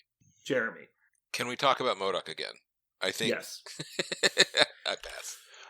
All right. I would love to. I think people don't understand. So the triple pass, which leaves us with The Amazing Spider-Man, Black Bolt, Cable, Cassandra Nova, Doctor Strange 1 and 2, Jean Grey, Scarlet Witch, and Thor. These models, with exception to Thor, are not bad models. But anyway, let's take a second and talk about the models we left off the list. I would personally like to say I would love to see ASM take the place of Angela in a lot of these lists that are running to just steal the first objective Mhm. out of the middle and back up, just for the safe pickup. If all you care about the safe pickup, play ASM. He contributes to the game. He's very annoying to take off the board. He has a lot of cool abilities. He's actually just a great distraction piece, and he's like arguably better than her at actually holding on to the fucking objective. Yeah. Because he can stand in the middle of your list, though, and witty banter if they're attacking other people, too. Like, he's so hard to get off the board. He's great. Cable is a perfect example of I have everything, but good damage. like he has, unfortunately, the damage of a 4-pointer. If he had the damage of a 5-pointer, he would be fucking everywhere, because he does everything else. Yeah. He's got all the utility in the world. He is one of the best throws in the game. He has the best defensive buff in the game for other people. He has good stats. He's got amazing range. He's got proactive movement. He does everything but premium damage. He's one of the only models of the game that will do something turn one every time by himself. No help, no tactics, no help. He will be doing something turn one. He'll be double tapping turn one. It's really hard to stop him. If they just changed the X-Force leadership to not say once per turn, I think he would instantly become played. Oh, yeah. But Also- it's the thing, like, does one attack die? So it's how many times you can actually use this? Mhm. 4 or 5 attack dice a turn, re-rolled? Is that really crazy? It's not, because, like, Shadowlands Daredevil does more than that right now. Mhm. And no one cares. Mhm. Like, it's just such a psychological situation of everyone knows he has the worst leadership in the game. And so, like, no one plays him, even though it's, like, not really that bad. It's not good. I'm not arguing he's good, unlike Nigel. I'm just saying it's not as bad as people think. He's definitely playable. They just don't have an amazing tactics card, right? Like, that's really what's causing them to not be amazing. I actually disagree. Pretty Sneaky Sis is actually amazing. Like, it's Shadow Organization on your whole list. Like, it's so good. Now, the other tactics cards are fucking dog shit. But yeah, just being, like, turn 2, you can't see anybody. Like, that's a kick in the nuts. Like, it is rough. And you can even build, like, that's the thing. You can build a complete gunline list. Like, you're just like, okay, I took Domino, and I took Cable, and then everyone else is just shooting also, but I'll get rerolls. And then you can't see me. Like, you could just, like, fucking shoot people off the board. Anyway. I think Cassandra Nova is massively underrated. She's like, pretty annoying. Dude, has anyone played against her recently? I have. I actually have, yes. Was She's that not, very like, the annoying. most miserable experience of your entire life? Man, it's really shitty. But if you can get a hold of her, she just fucking dies. However, getting a hold of her is a problem because she's You always say walking that. you away. You say that. She's actually very stout. I think she's noticeably harder to kill than Red Skull. Yeah, So she has if you healing factor advance with within that much 3 health. of her, Yeah. she has the same ability Mysterio has. If you advance within 3 of her, she counter strikes you, so you take damage. And she 4 leaves. dice, crits and wilds deal damage. If she does damage, she gets to advance short. That doesn't say, like, once per turn, by the way. Right. Like, if she's just got a stack of power, she just, like, see ya. It's like, No, and she doesn't. what does X23 do?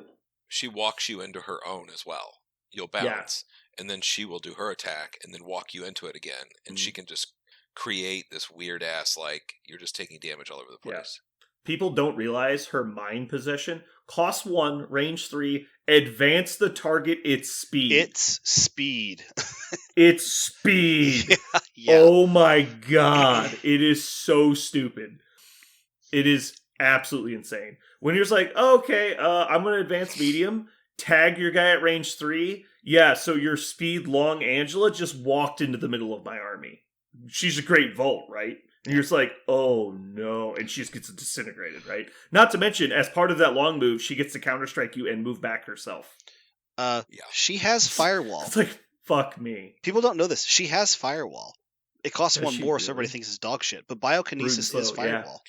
It's literally just Firewall. Yeah. Yeah, she did a lot to me. I was impressed. She has super stealth. You can't ignore it with stealth immunity things. And she has a range 4 healing attack. factor. She has a range 4 Yes. attack on top of it. Yeah. Yeah.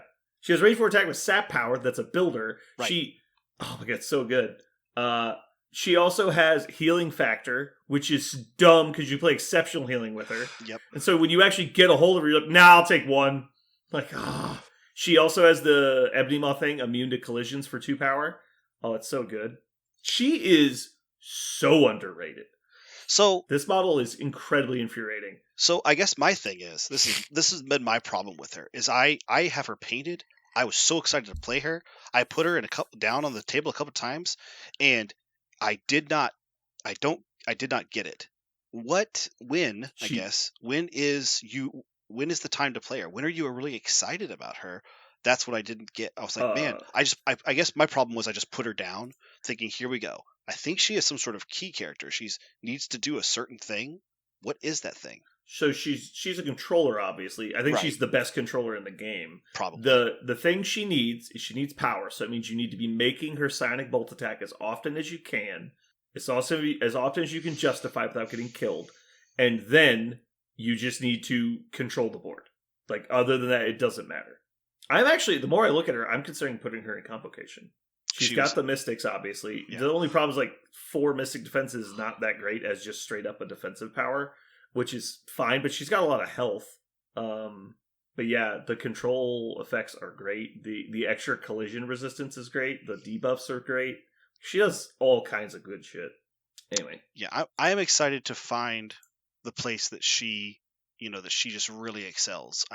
Is it in a list that loves to control more, like Web Warriors, or is it a list that needs a little bit of control splash? That's why I was excited to play Sentinels with her and the Sentinels, and just actually play like as pure affiliation as you can. And when you are basically playing immovable trees that have webline, throwing in another model is great. And you can also put her, this is the cute thing, you put her between the Sentinels, and if they try and throw Sentinels into each other, she just negates the collisions. Yeah, so you save the size 5 collisions. Okay, so this is actually something I wondered with her. Is she just, every model is good with Steve, but is she really good with Steve? Like, because remember there used to be the Steve everybody move somebody list? I think she's just better than, like, people used to love Loki with Mind Stone and Steve. Isn't she just better? She's than Loki way with better Mind Stone? than Loki for 5 points. Way better. She just, and you put her in front of Steve, and now you can't throw things at Steve? Yeah, and you can't attack her. Right. And if you move in, you're just like, oh god. Yeah. Like isn't That's she funny. just really amazing pair with Steve? That does look really good. Yeah, she's got 2 reactive cost 2 abilities. I think we found good with Steve. Yeah. Yeah, how do you can't throw Steve off the board now, right? Because she's right in front of him. So you'd have to move her Mhm. and then throw stuff into, or get aligned to him, right? Right. The thing though is, if you move to the side and she hits you with the damage, she moves back in front of you again. Yes. Yeah. She might body block you permanently. Yeah. That'd be fun. I'd like to see it. All right. So that's end for honorable mentions. We got ASM and Cassandra Nova for honorable mentions. Mm-hmm. And then probably Strange 2.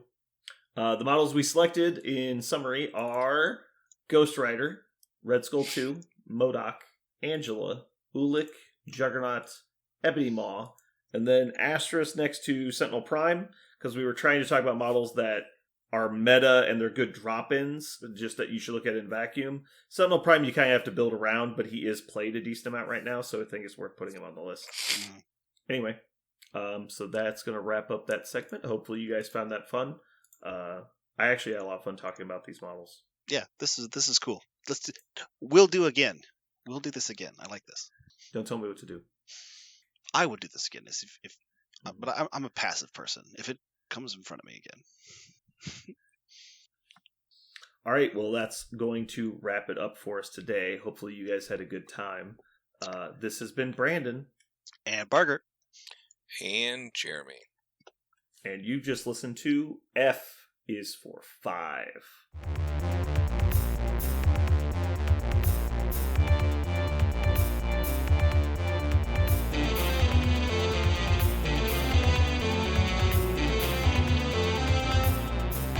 So what are we going to call this thing?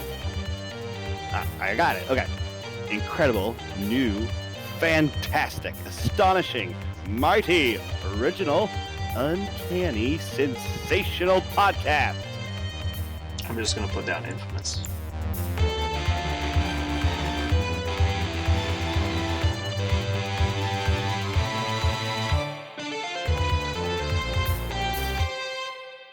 Shibuki. Well, here we are. Man, oh man.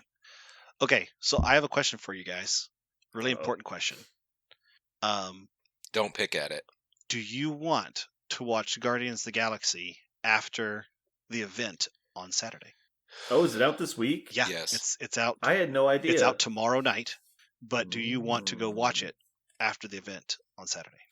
So I feel like this is one of those like just complete bait and switches because I'm going to say yes, and then at some point Parker between now and then is going to say, "Oh, I can't. Nope. I have to be home. Nope. I've already. At the house and like do the dishes and mow the lawn or something." And I'm like, "But Parker, couldn't you just do that stuff on Sunday?" And he'll say, "No, we're celebrating the dog's 3rd anniversary of like." His dog party or something. I'm like, It'd be a okay, dog whatever. mitzvah. Dog is what it party. was. Dog mitzvah. That's So no, I actually, this is something I already considered. I was like, wait, Mhm. does Sarah want to watch this with me? Is this something like we should do? And we talked about it, and she's like, oh, I do really want to see it, but not enough to like hire a babysitter. It's not. They have to reach like a threshold Yeah. before that. And so okay. she's like, no, you go ahead. That sounds like fun.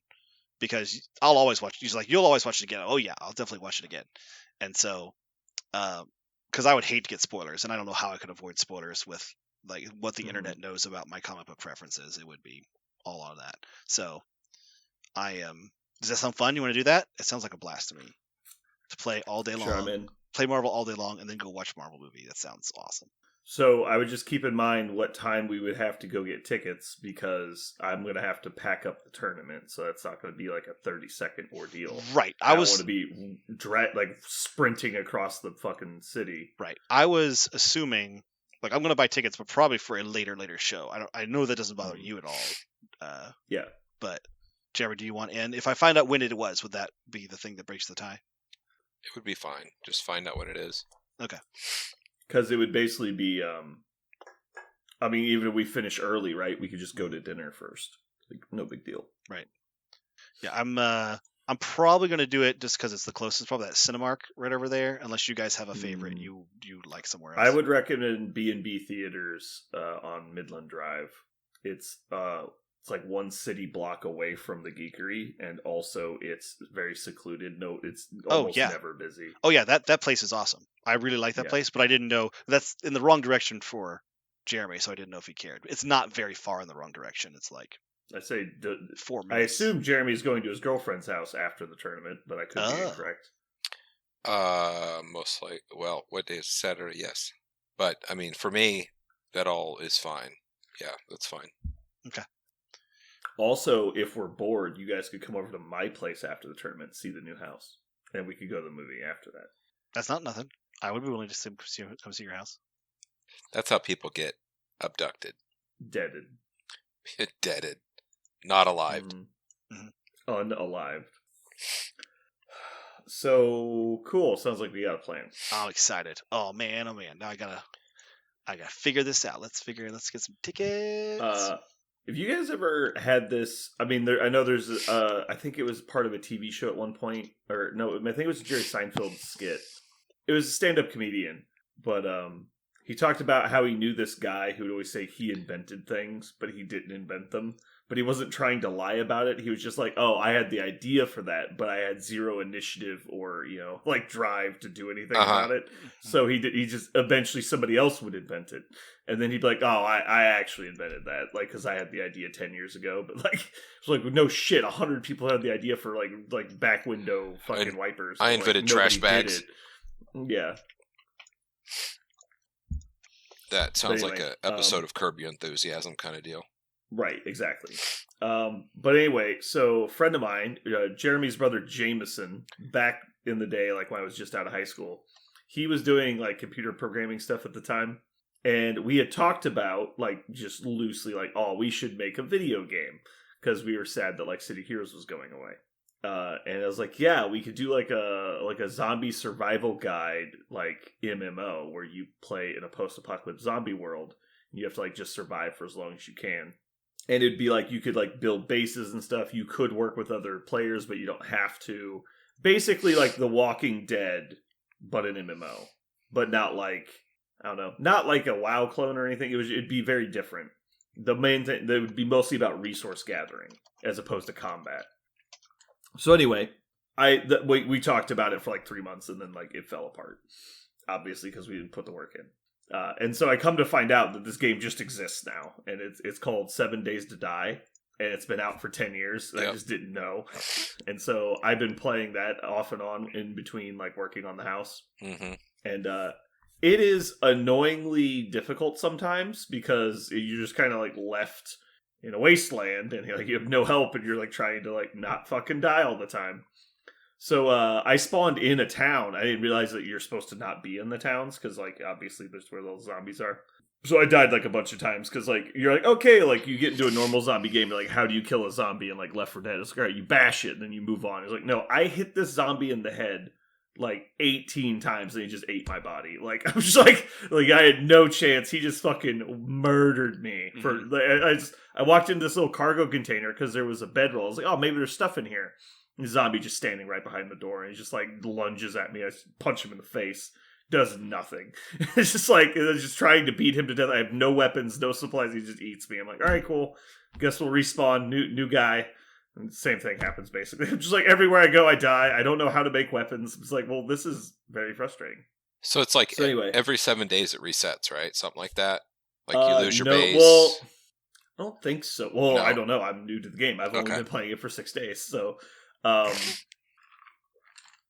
was under the impression that you just kept going, and because when you die, you can just respawn in that same world near your stuff, and you can go get your stuff.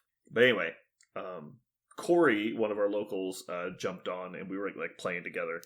And so we were wandering around in this little podunk town, and we get into a hardware store. We're like, you know what, this place has pretty good like defenses and like all this stuff. It's got a bunch of supplies. So we clear it out and we build barricades to like block off all the doors and windows. And we're like, okay, cool, because it's basically a combination of Minecraft and Left 4 Dead. And so we're like building defenses and stuff. We're like, okay, cool, we sealed it all up. It just got dark. You cannot sleep. There is no like skipping nighttime. And so we're like hanging out. And I'm like, hey Corey, there's a zombie trying to get through this barricade we made. And he's like, okay, we'll just wait for him to break it, then we'll stab him and rebuild it. That way we'll be blocked in again. And the thing breaks down, and it's a full-grown fucking grizzly bear. That's zombie grizzly bear. And it just fucking murders us. I was like, what kind of bullshit is this? This game fucking hates us. It's like zombie grizzly bears on the first night. Like, fuck this. It was so brutal. How dare you try to play a game? Yeah, I've heard that. We died like 19 times that night. It was fucking insane. Corey's like, oh, I've played this before. Zombies can't climb ladders. Just get on the roof. And then the zombies climb the ladders and kill us anyway. It's like, fucking Christ. Like, come on, guys. Yeah, I'm not going to lie. I have never been excited to play those games because, like, an Elder Scrolls kind of game, I understand it's supposed to be really hard and challenging, but a game that's designed to give me no tools and no chances, and, like, that's how I'm supposed to feel. I'm like, that's how I already feel, like, in life. I don't need more of that. So it's not that we didn't have the tools, it's that we didn't put in the effort to know how to play the game.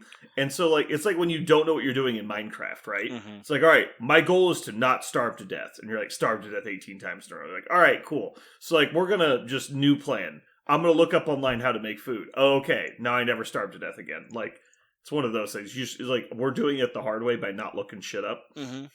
And so we're like, all right, well, so then, like, we started making weapons. Now fighting zombies isn't the problem.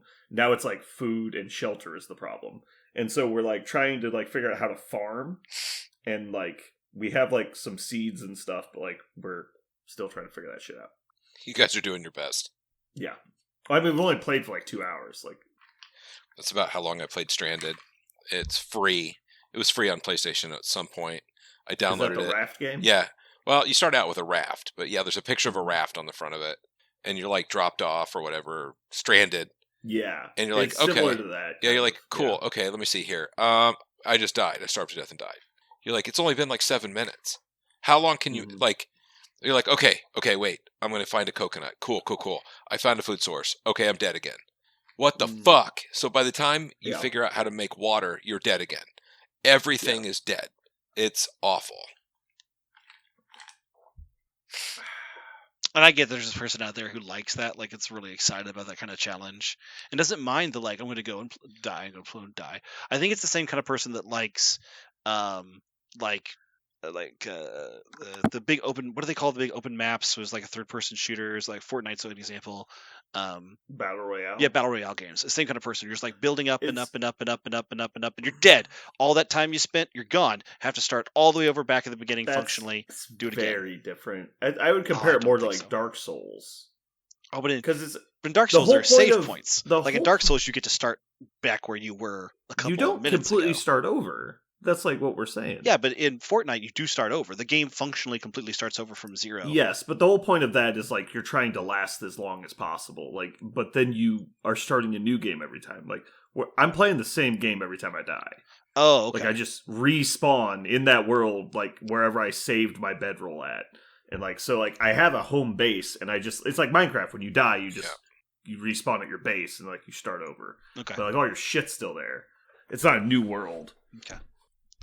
I have a completely sideways question. What time is too early to see the movie? Because I've got a 10 o'clock and B&B. That's the latest. All right, so let's say the tournament is 4 rounds. Uh-huh. We assume that will be 8 hours with a lunch break, which is probably a little high. Yeah. So that would be ending around 7.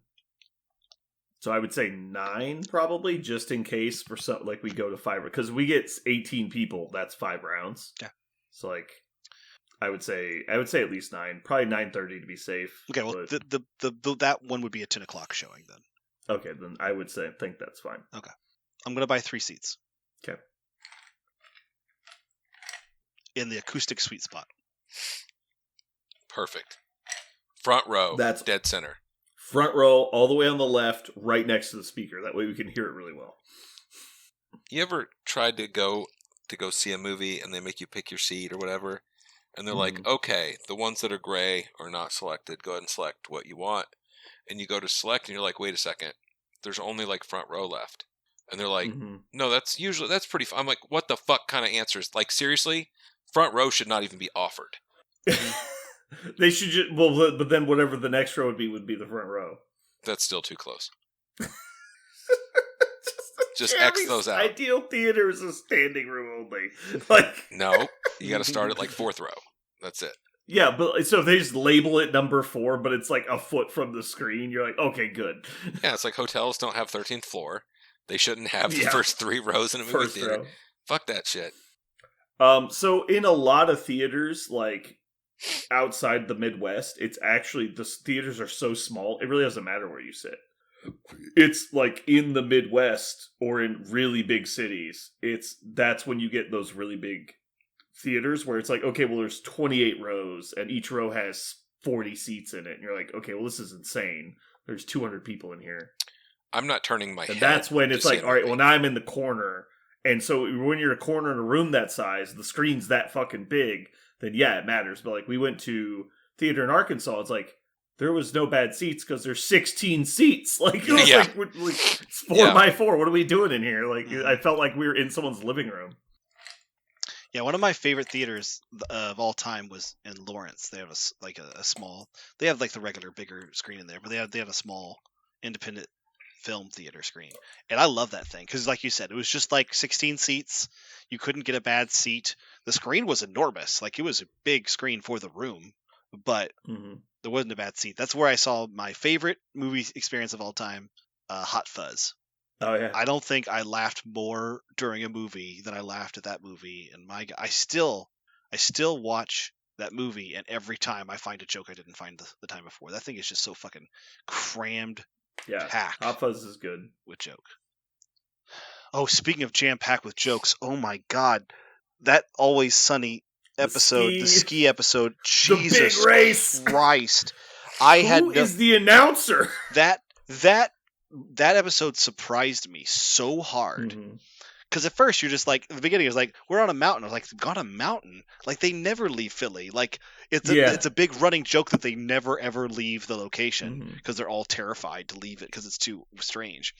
And there was the one episode in like Long Beach or whatever, but then they Jersey Shore. Yeah, the Jersey Shore. They went which to is Jersey just Shore. the coast of Philly. Yeah, that was right. And so they start going down the best part is they start going down the mountain, and I expected immediately to be like a shit show, and they're all amazing at it. Oh my god.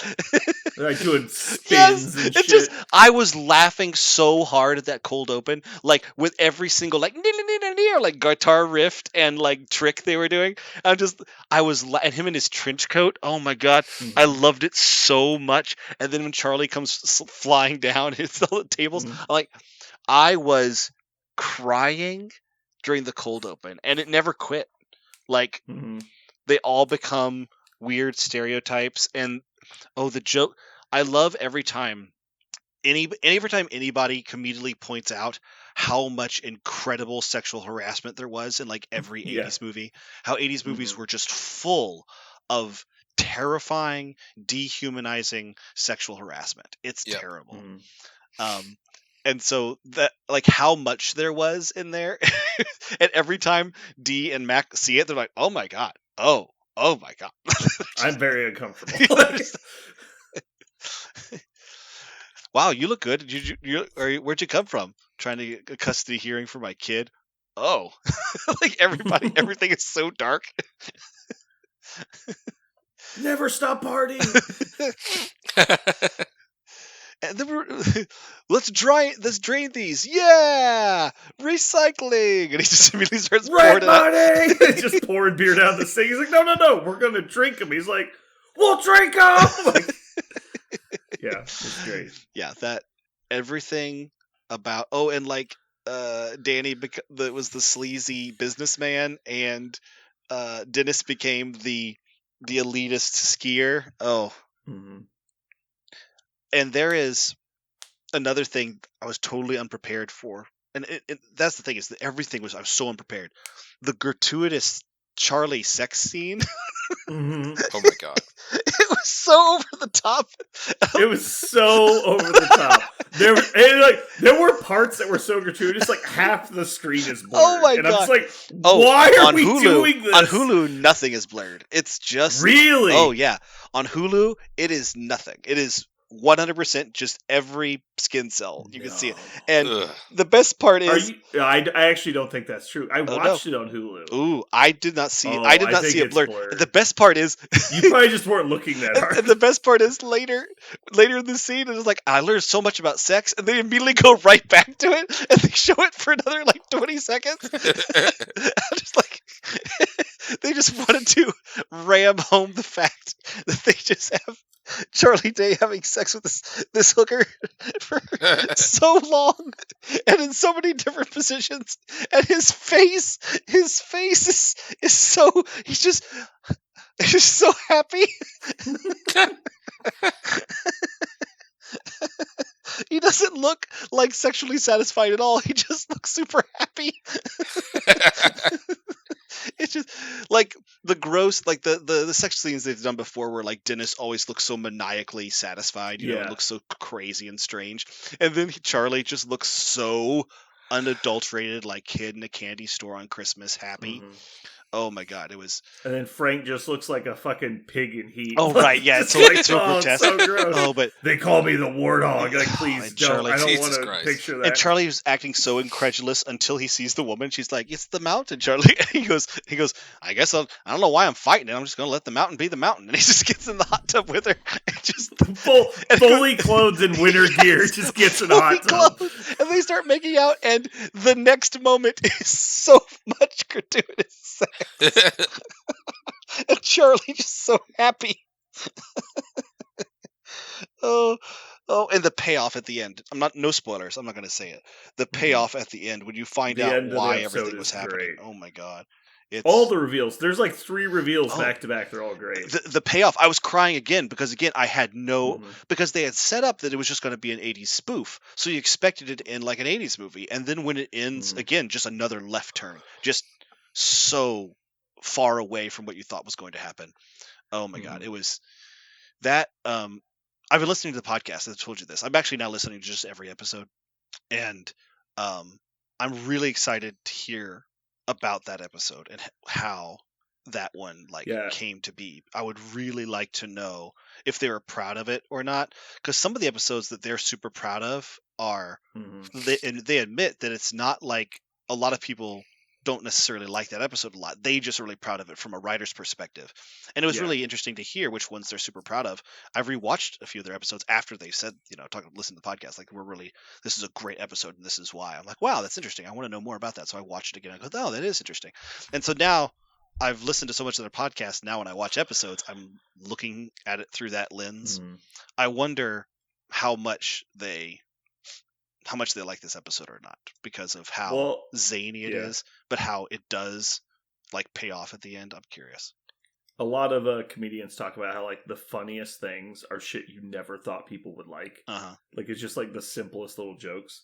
I was listening to David Spade talk about Tommy Boy today, and he's doing an interview, and he's talking about how they basically were just handed a blank check to make Tommy Boy because the guy who runs SNL was just like, I like you guys, you're funny. Like, and he just made a phone call to Paramount. He just had a standing deal with Paramount. He's like, he made a phone call. He's like, yeah, give him the money, write a script, go. And it's like they flew to Toronto the next day to shoot Tommy Boy. And it was just like, okay. And like, so we had a guy write up a script. You guys fill it with jokes. Let's go. And so they were like on scene in Toronto writing jokes. And then they would take his private plane back to New York to write SNL. Then they'd fly back, do more Tommy Boy, fly back, do the live rehearsal, and then they'd fly back, do more Tommy Boy. Wow, I did not know that is how SNL. Tommy Boy was made. And he's like, it was the worst 3 months of my entire life because like every single minute I was working or sleeping. But he's like, they were writing jokes like, and he was talking about like the scene where he hits Tommy with the 2x4, and it's like originally it's balsa wood, and they had like intentionally cracked it so it would just break. And eventually they ran out of those. He just hits him with a real 2x4. And Chris Pratt was like, son of a bitch! Like, as soon as he hits him. And he's just like, dude, I have to hit you. It's just like all the shit. He's like, all right. They're like just thinking about dumb shit to like Fat Man in a Little Coat. Like, all the shit they were putting in, they're like, nobody's going to like this. We're going to get fired from SNL. Like, yeah. So I thought that was really fun. Yeah. Oh, man. I feel like Tommy Boy like inspired an entire generation of movies. Yeah, there's an episode in the cast where they talk about Tommy Boy, and and they said one of the things that they showed Tommy Boy to their kids, which are a little bit older than ours, and how it did not strike them at all as like special. And the reason why is so much of Tommy Boy when we were younger was so fresh and original. But now, like you said, Tommy Boy has impacted the comedic style of so many people, like that era of comedy did. Yeah. And it was such an example of like perfect version of this kind of comedy. Then now, like his boys were like, oh yeah, it was pretty funny, but they didn't think it was groundbreaking because it was that was the broken ground, right? They just didn't know it because they've seen all this other stuff. It's interesting to know the stuff you think, what you take for granted, right? With those kind of stylistic choices. It's 10:30. We should probably start, right? We should start. Don't tell me how to run my podcast. Well, I'm just saying. Captain, show up whenever. I'm just saying. Doesn't Jeremy have a bedtime? Doesn't he start? We've been over this so many times. The time we already started the podcast. This is being recorded, so it's just that the amount of time until we stop is set now. As soon as we started recording, so we're not wasting time. Oh, you're wasting time. You're wasting my time. That's what I'm thinking of. I could bullshit for a long time, but his time is precious. There was one final point I wanted to make. Go for it. And then, if that's all right with you, I mean, just checking. Yeah. All right. So the reason I'm super behind on podcasts, like Always Sunny podcast, is because I've been listening to Dresden again. Because I've convinced so many other people to listen to Dresden Files now. So I got Tyler listening, Dave listening, Ryan listening, Connor listening, and I think there's another person too that's currently going through the books. And so every week I have all 5 of them come up to me and then we just talk Dresden for an hour. So I have 5 hours of Dresden talk every week. And so I'm rereading it because it's got me jonesing for Dresden again. And so it's very fun. Did you what book are you on now? I am finishing 13. I have 30 minutes left of 13. Okay, the reason I ask is I am also going to start reading Dresden again. And whenever we're on the same book, it becomes difficult to know which one is which. And so No, you just go into settings and turn off sync. Oh, okay. And it's not a problem. Okay. I've turned on sync on my end, so. Well, I'm going. It's the whole point is if you're listening on multiple devices, it will, you'll jump to the same place. But it also asks you yes, no, and when it does it, so you can just say no, and it will stay where you're at. Yeah. I need so much Dresden talk. I realize how many proper nouns I don't remember well enough. Yeah. No, when we were talking, I was like, you don't remember anything about this book series. I remember the big plot points, and I remember a lot about what happened in the last 2 books. That's very fresh, but before that, it's squiffy is the word. But I don't think that's a word. Yeah.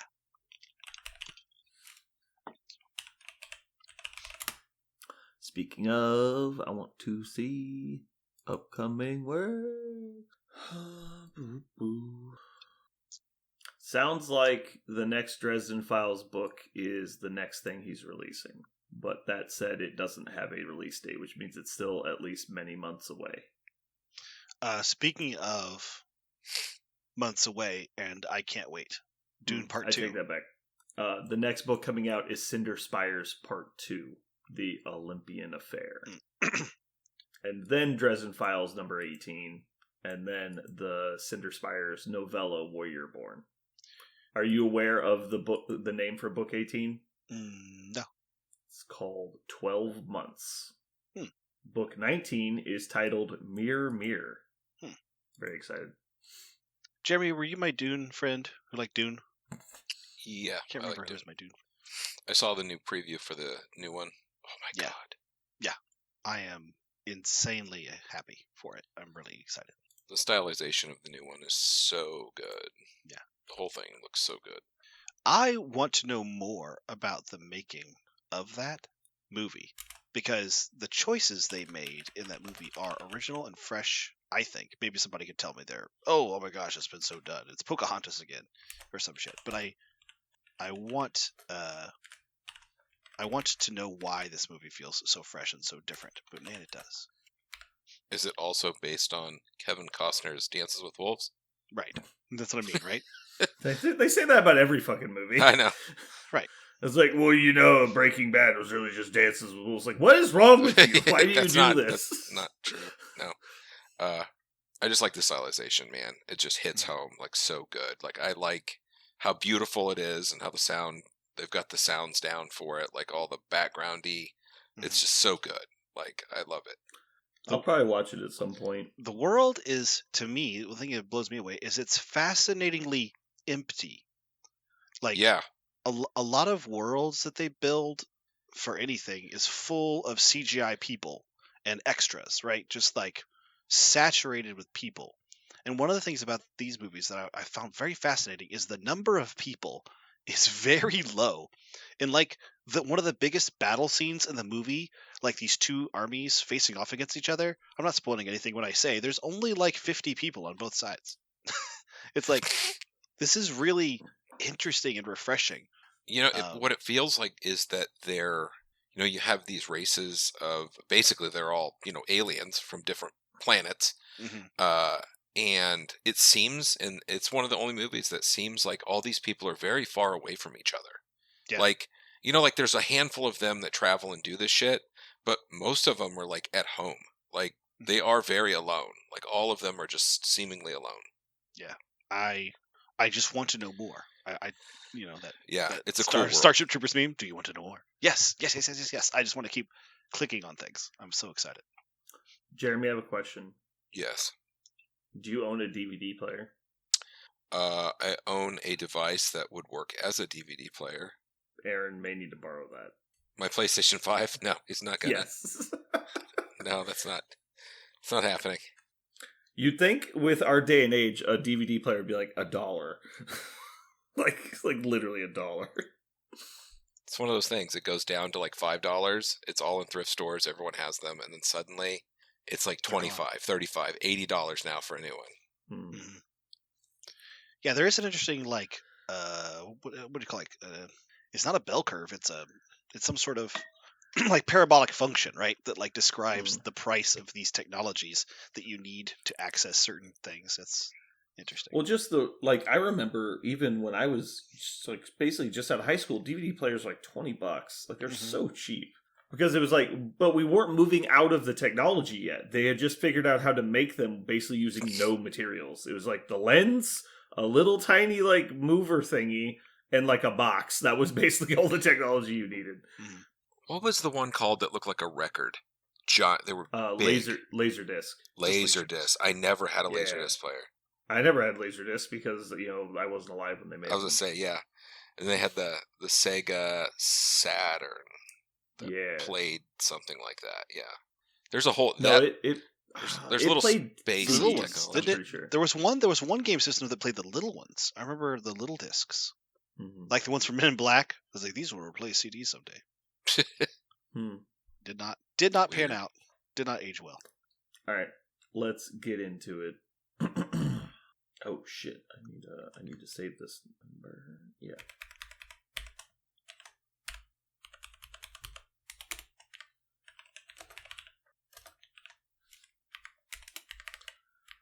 Boop, boop, boop, boop.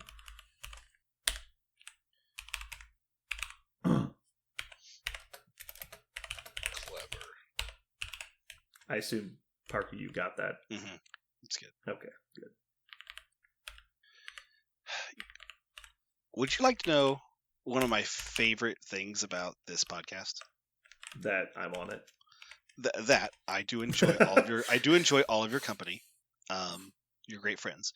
But one of my favorite things about doing this podcast every week is that I never leave this podcast without the next thing I'm going to try in the game. I really, really enjoy that because that is if I was going to listen to a podcast, which I don't listen to any other podcasts except this one. If I was going to listen to a Marvel podcast, I would want that to be something I did every single time I listened. I want all the content creators that I seek out on the internet. It's always people that I trust are going to give me something that I will want to do next in whatever it is I'm doing. And that's something I love about creating this is you guys always give me something to think about. I'm going to do. Not think about. I will do it the next time I play. I'm really excited. Cool. That's good. So you're saying that is it benefited that we record the day before game night, or is that bad because you have less time to work on that list? Oh no, it's perfectly benefited because I think because you're super jazzed. Yes. When you go into, okay. Yeah. Also, I don't need more opportunities to forget that I was jazzed, right? Like, I want to, tomorrow, I want to try it. And also, I have a tendency, so many of those things have not worked out, right? They were pipe dreams, and I'm really glad that I came up with them, and so I got to try them on a game night. But there was, as it turns out, not for me. But I still love that I go back and try it again. I'll be there tomorrow night. We'll know. There'll be an entire table covered in 130 cards. with every tactics card and every model that you have painted right now. Mhm. Just spread across the table. Just For 45 staring. minutes while he like tries Staring. to hunt down scavenger hunt style every individual thing he needs for his new list. So I had a new list idea that I had while we were talking today that I had to send myself a note to build tomorrow. Mm. Oh, Do you want to know what it is? I'm guessing it's Doctor Strange something. No. Well, I'm excited to try that. That's more of just like an additive concept. Mhm. The list I want to play now is the Revengers, and it's going to be Frank Castle Ghost Rider, but not what you think, just Frank Castle and Ghost Rider in Sam Wilson Avengers. And I'm just going to cause so many I will avenge you moments. Mhm. It's going to be the best. Because Ghost Rider actually sounds really fun. Because, like, how do you kill him when he's always, like, moving away and healing every turn? Right. And, like, just see if you can leverage, like, as many of your own deaths into weapons as possible. Mhm. oh, and Luke Cage is a butthole. Yeah. Luke Cage. Like, how are you going to kill Ghost Rider when I got Luke Cage and, like, pick another bodyguard and just put everybody in there? It's like, everyone's going to bodyguard. And you're just going to have to make so many attacks into my list that you're going to die to Judgment. And then the 2 people that you actually dazed is going to lead to, like, a 10-die headshot into one of your other models. It's going to be great. Yeah, I made up a list similar to that in Sam that was the Mother May I list, which is like or rather, the other name for it was, I have a reaction. Every time they do anything, like, I have a reaction. Everything had a reaction to you trying to do something to me. I think it's fun. It sounds super fun. So the official title of this list is going to be called MLDOV, Marvel List Designed Only for Vengeance. It's going to be the best. Oh my god. Modal. Yeah. Okay, can we make that an O? What's another term for list that is an O? Because Modal would be great.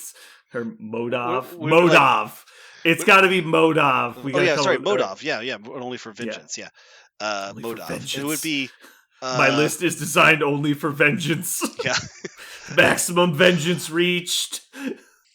Oh. Maybe Operation, like Marvel Operation, designed only for vengeance. All right, listeners, this is your homework. Message me a word that could be an O. Yeah. That fits in Modov. Yeah. It needs to be Marvel something designed only for vengeance. Mm-hmm. Marvel, like organization. I don't think that works. All right, I'm actually just going to Google synonyms for roster or list. Let's see. For group.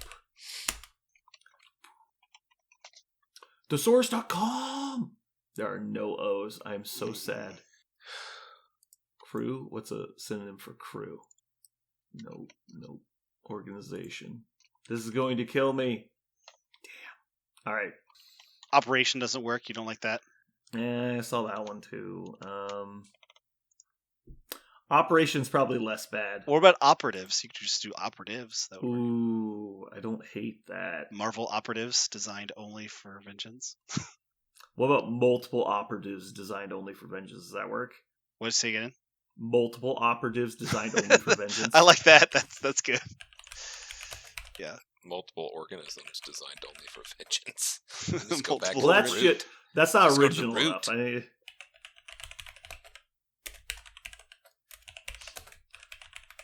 I intentionally didn't put a space between only and for. That way it's only one word. I figure out how hard they're stretching to get only for to be just an O. Odofk didn't make, or Modofk didn't make as much sense. All right, cool. I'm excited. I probably won't do this list tomorrow, but I definitely want to throw it together tomorrow, maybe. I think I need to practice for the qualifier that's on Saturday. I'll probably throw together a Cabal list because, that's easy to play, right? Just add MODOK, right? Well, you mean Hulk. All right, we should probably get out of here. You guys good? Yarp. Yep. Yarp. Yep. Goodbye.